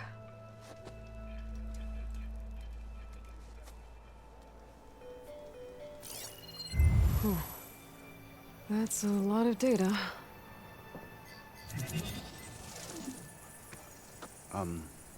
Should we be sending for a healer? Whatever this is, it all points to something called a mobile cover system. Oh! You mean a cover for the tray? No. More like something that could come handy in a fight. Where did you find this? The dig site, Which is now crawling with machines. And unless they magically disappear, we are leaving! Don't you want to find out what actually happened here? Maybe we still can. Let's see if we can finish this, and then we'll call it a night. What drew you to this place in particular? Every good expedition starts with a rumor. When the Tenakth chased our forces out of the west, returning soldiers described this lake, rife with signs of the ancients. I knew as soon as I heard the tales that its waters promised a bounty of artifacts. A promise that hasn't been kept, at least so far. Those who are patient will be rewarded with sunlight when clouds pass. There's plenty of ruins in the east. Why come all the way out here to look for artifacts? Ah! Well, while my colleagues scour the same old ruins, I intend to blaze a new trail. Loquacious Gendas, the first scholar to discover the secrets of the West. Why, I'll be as famous as the great scribe Aram. You don't seem to share his optimism. I sell artifacts to nobles. Ideally, trinkets that are a little more glamorous than seafood trays. You can be so bullish. Somebody's got to pay for expeditions like these, and so far we haven't found anything that'll cover my costs. So you got attacked by machines at your dig site? It was horrifying. When we arrived, the site seemed as calm as a gentle breeze. I saw a glint in the water and waded in. It was the tray. I was so enamored with it, I didn't even see the machines closing in. I barely escaped with my life. I was there. You actually had a pretty good head start on them. Easy for you to say, gawking from a safe distance. In any event, I had hoped the Oseram would deal with them. They're supposed to be the best delving crew in the claim. Instead, all they do is moan about hazard pay. Ha! Not a chance unless we can find some booty to cover my investment. Where's this dig site? Seems like the best place to start if I'm gonna follow up on this mobile cover system. Maybe I can figure out what actually happened here. The site is just behind us, up the lake to the west. I knew it was no coincidence our paths crossed, Savior. Imagine what stories you'll bring us once you search the lake with your second sight. Hopefully just the truth. The sun has truly shined upon us this day. Don't let Petra hear you say that.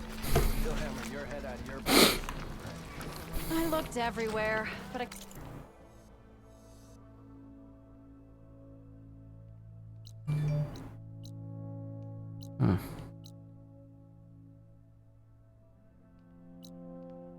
couldn't find any booze around here. Don't the Tenakth ring? I should go to that dig site Gentis mentioned. Clear out those machines and look for any clues on this mobile cover system.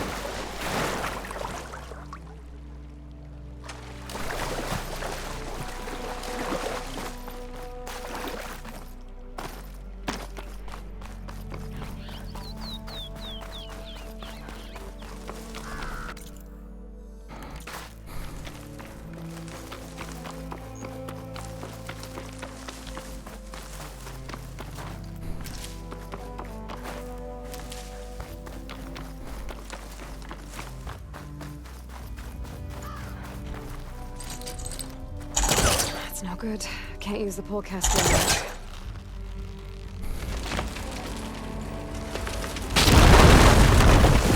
That worked.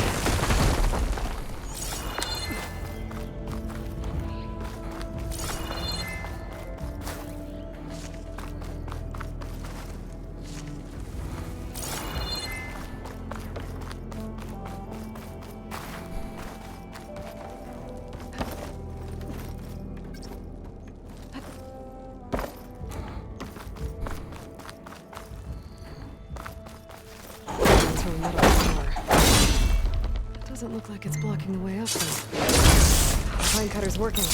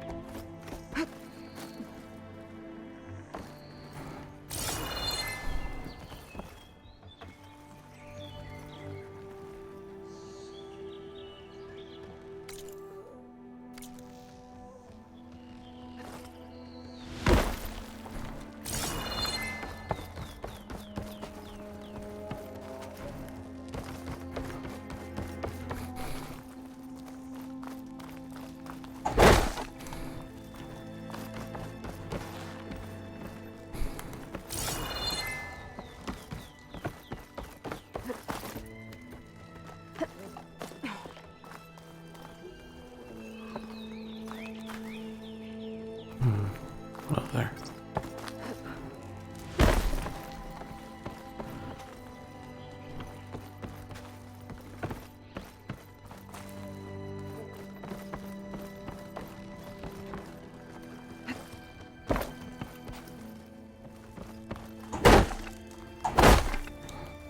No.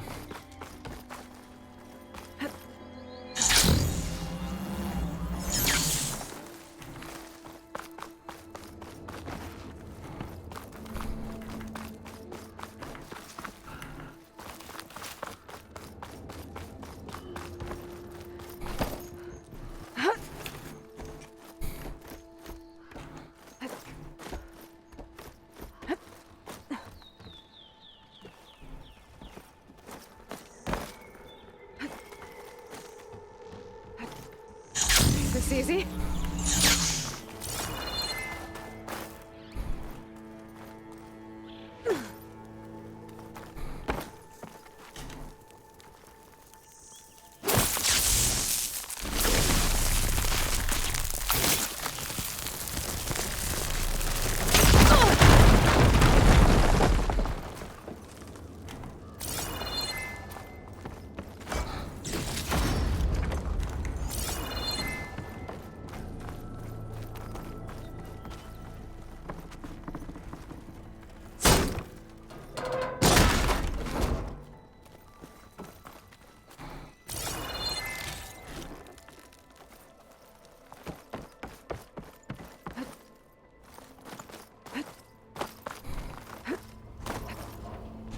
Oh, darn it.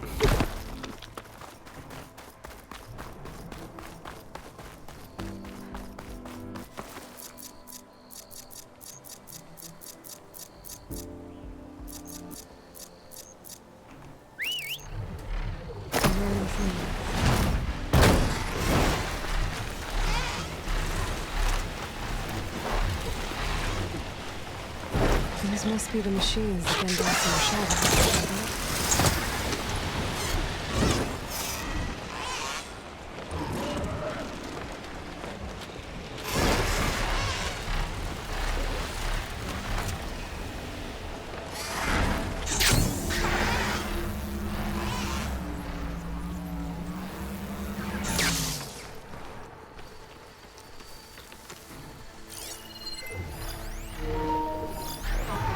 Okay.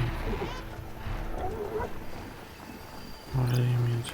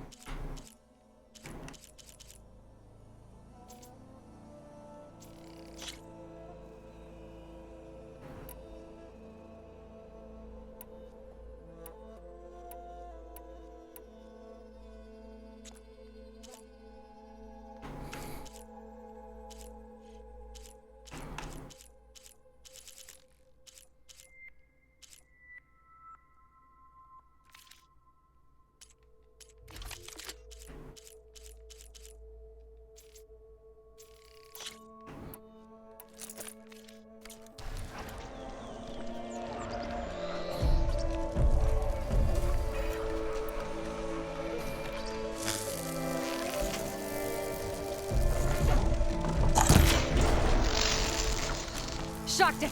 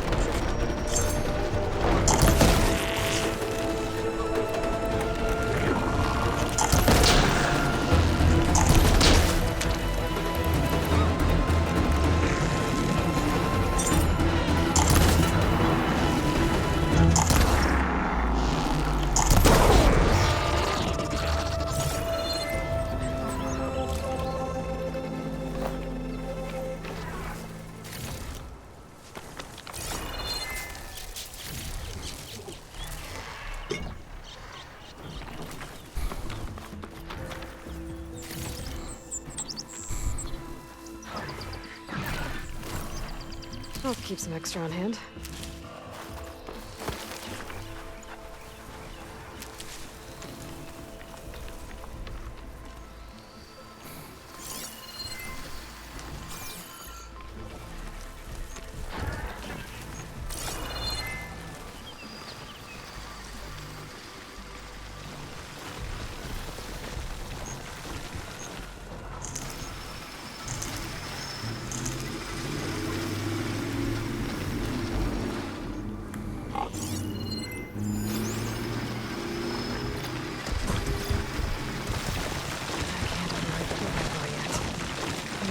To fix the data I have.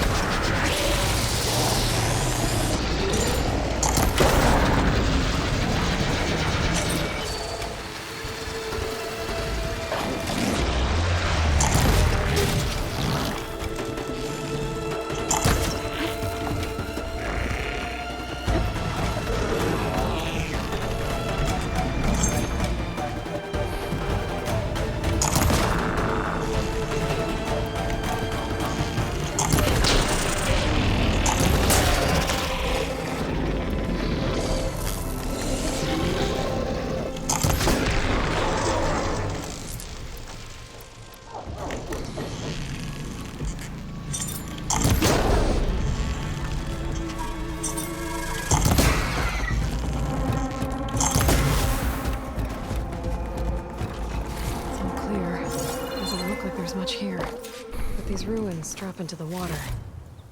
Better check them just to be sure.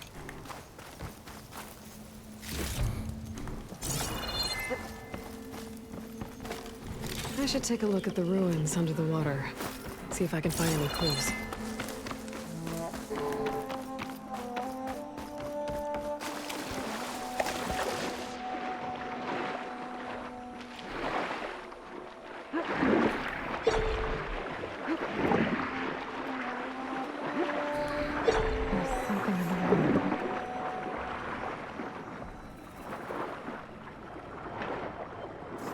Maybe my focus can help me find something down here.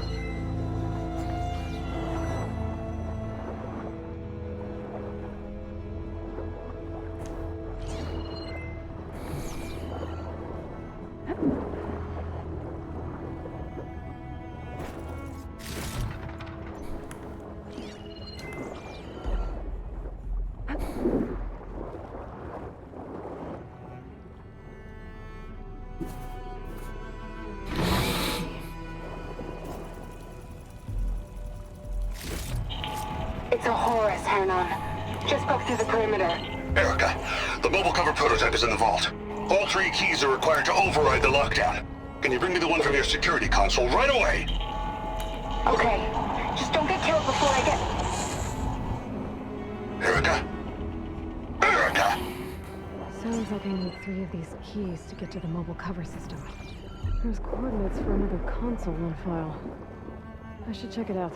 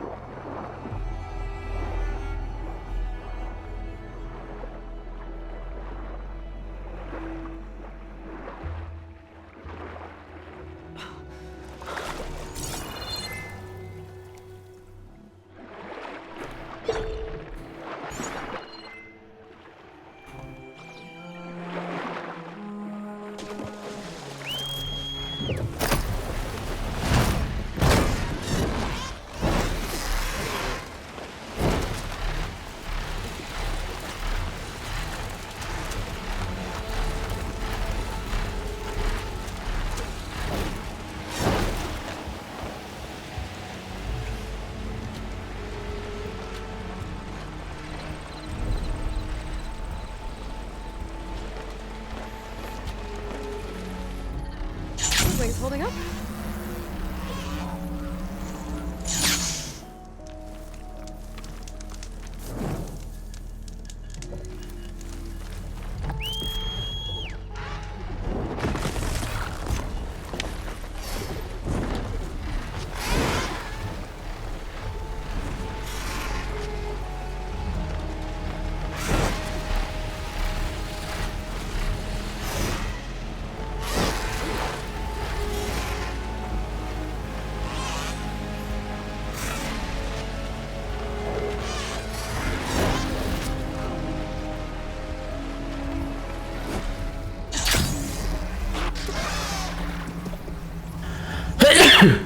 These are the coordinates I got from the console I found. Which means there should be another one somewhere around here.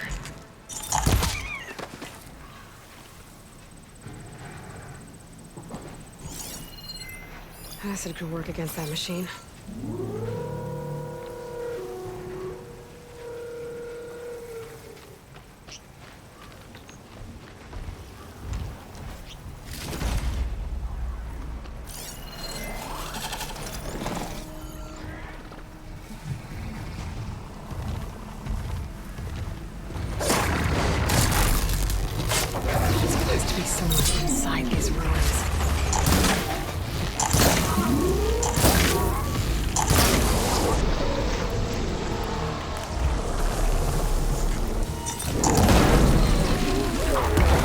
Oh, get fucked.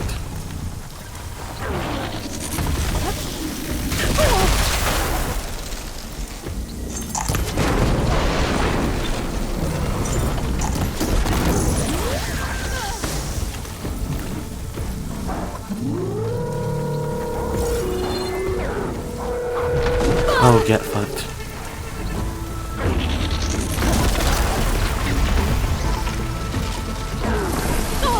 Oh, come on.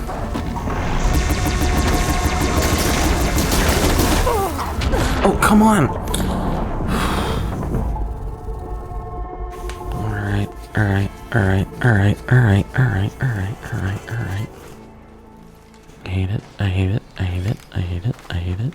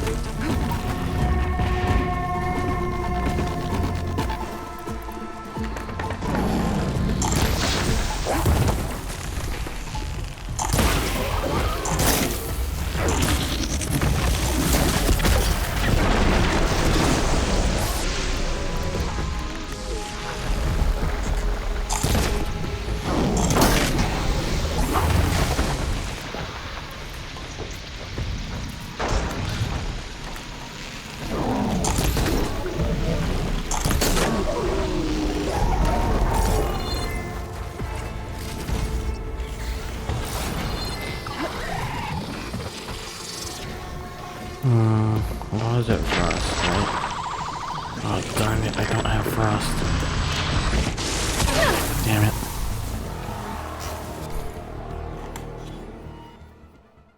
Let's see.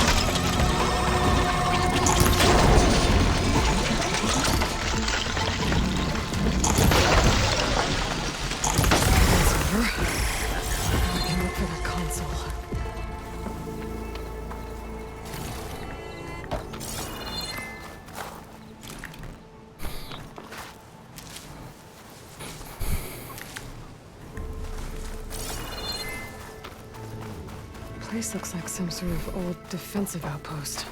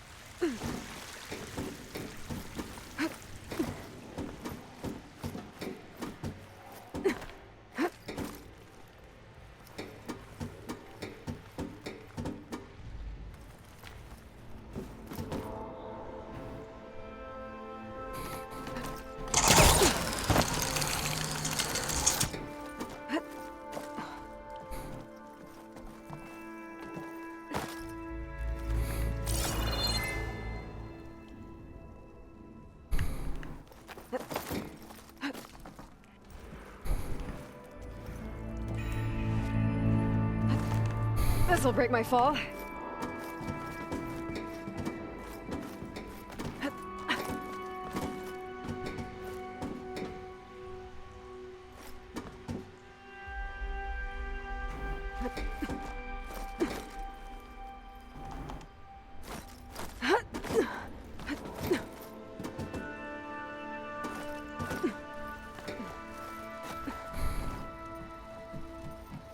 Another console.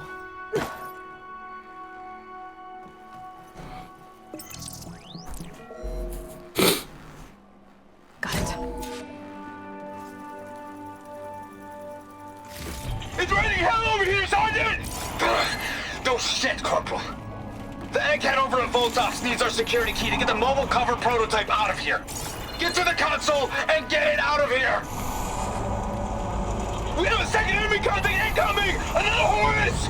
Someone call in that goddamn airstrike! Another access key that never got to this prototype. There's coordinates for a third one nearby. Maybe I can find it.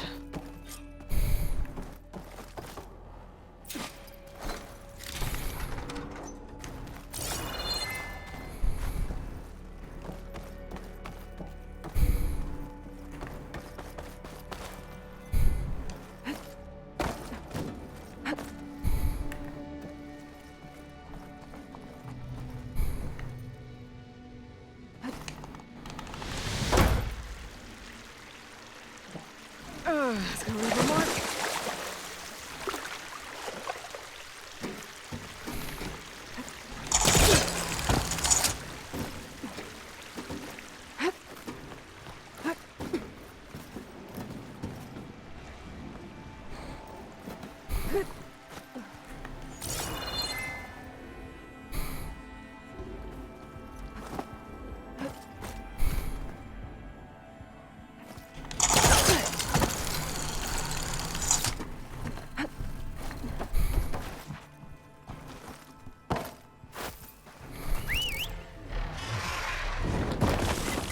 There we go.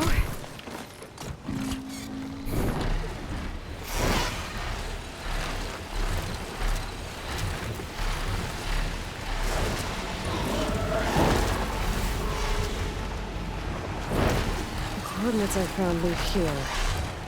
There's gotta be another one of those consoles around.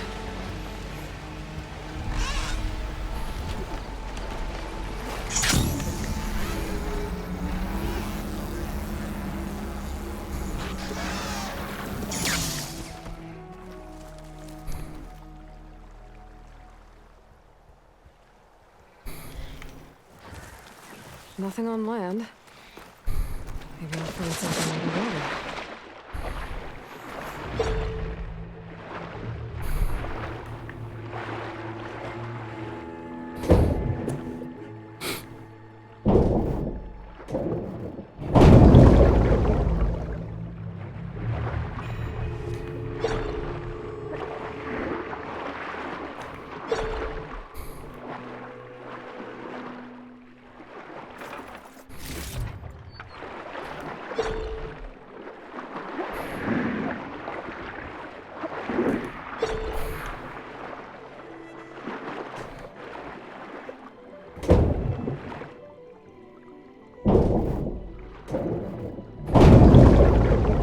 Third console.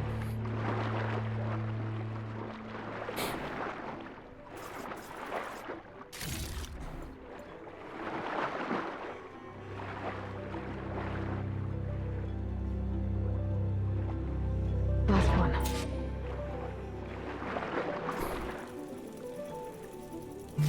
There are evacs outside, Doc. Done, thank God. The mobile cover prototype is locked in the vault. I need all 3 keys to open it, including yours. Nope. VP rank means I've got a golden ticket to Elysium. If you want that key, come back and get it your... Uh-oh. Dawn is a real charmer. It's typical for Farewell, I guess. That's 3 access keys. And another set of coordinates. Maybe where they were intended to go in the first place.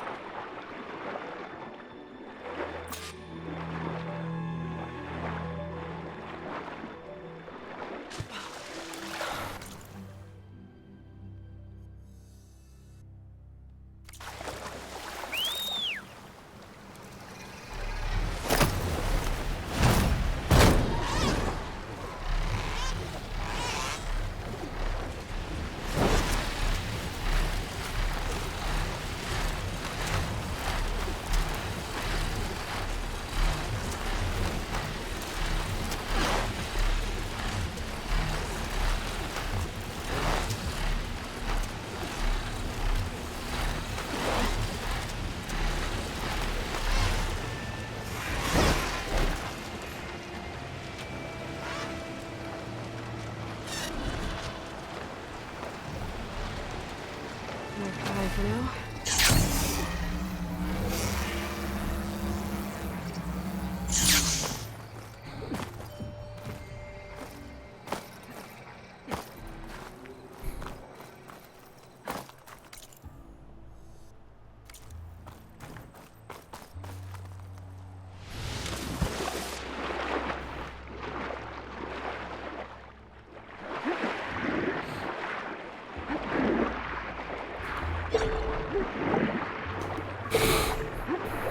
I can claw my way through those rocks.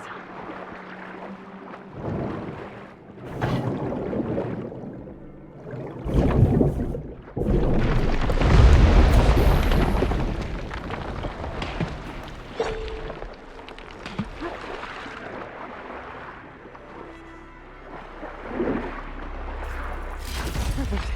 Keep this game shine for later.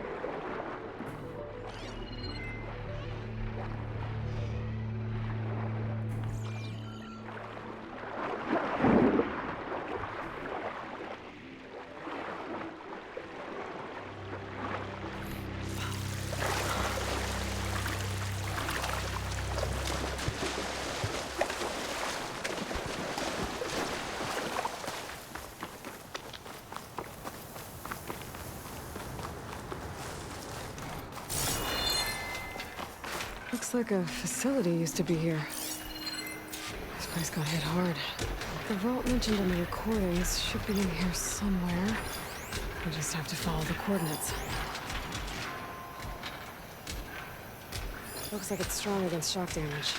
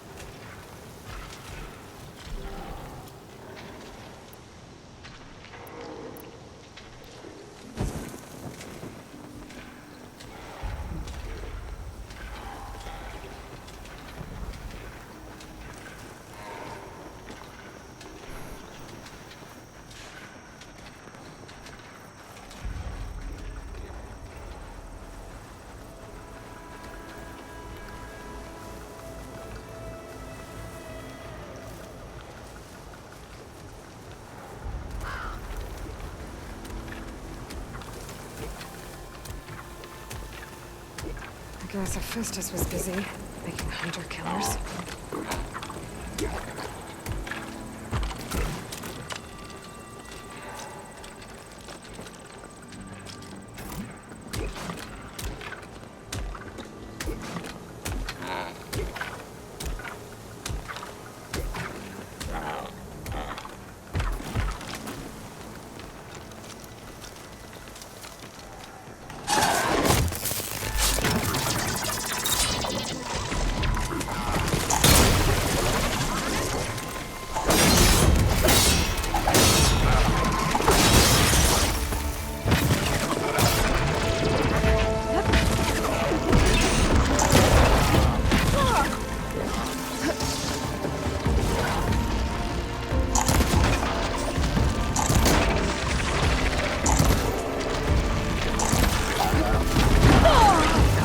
Much better.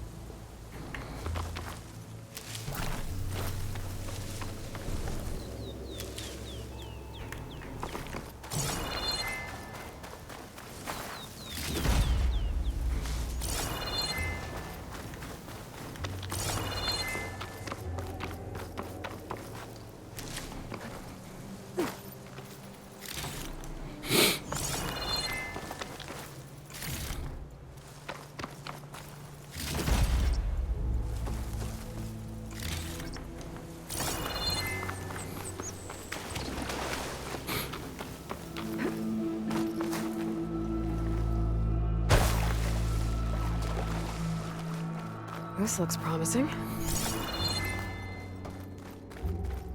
I'm guessing this was Hernon.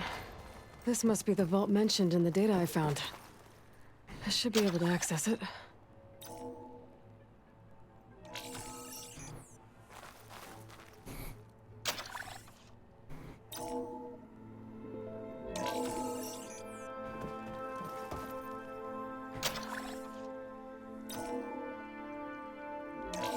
Priority keys detected. Access granted. I don't think anyone's gonna make it. Not sure which will get me first, the airstrike or the Horus. Spent my career on the mobile cover project. Really thought I could get it to someone who could use it. At least I have the prototype now. I might even be able to make something out of it if I use the data on that drive Gendas found. I'll want to know what happened here.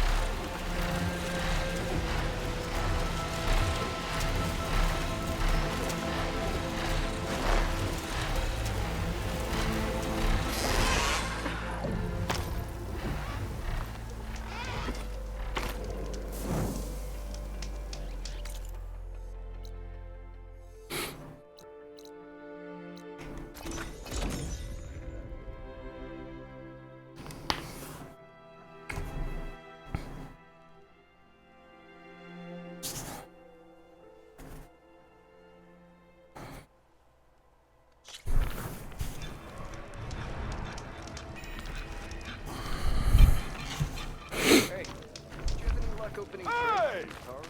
This is a bad idea. What if the Tenakth come back to reclaim this land? You've returned. You found something, didn't you? Come now, don't just keep it to yourself. It's, difficult to explain. Please, I just want to understand as much as I can.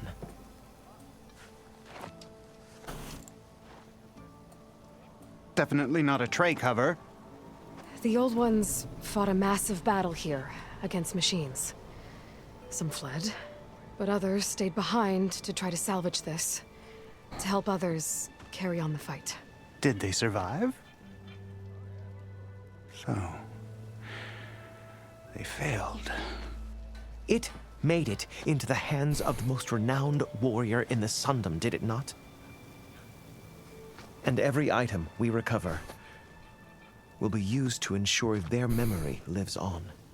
I didn't see any machines at the dig site, so yes, I suppose that is true. I'll need that tray and your workbench. I'll have to tinker with this to turn it into something I can use. Of course, Savior. It's the least we can do. May the sun light your way, as you have illuminated ours. Let's take a look at this thing. Wait till the scholars hear about this. We'll go down in the history books. I'm glad you found out what happened here. Making sure we tell this story right is why I became a scholar in the first place. I'll make...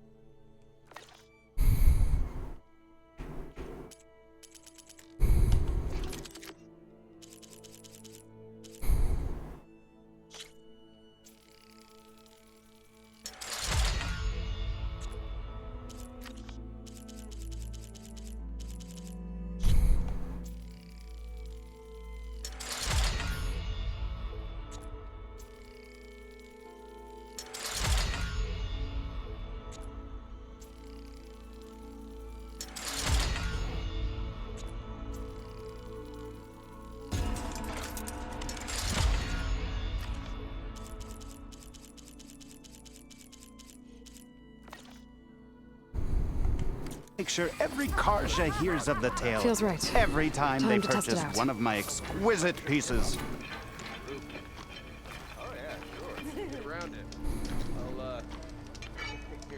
Whoa! What's next?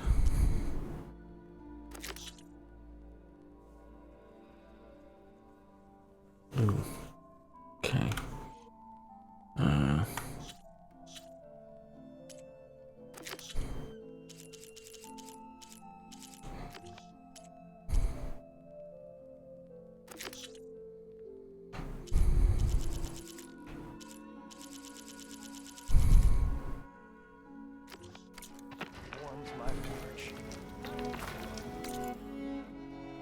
Delving and forging.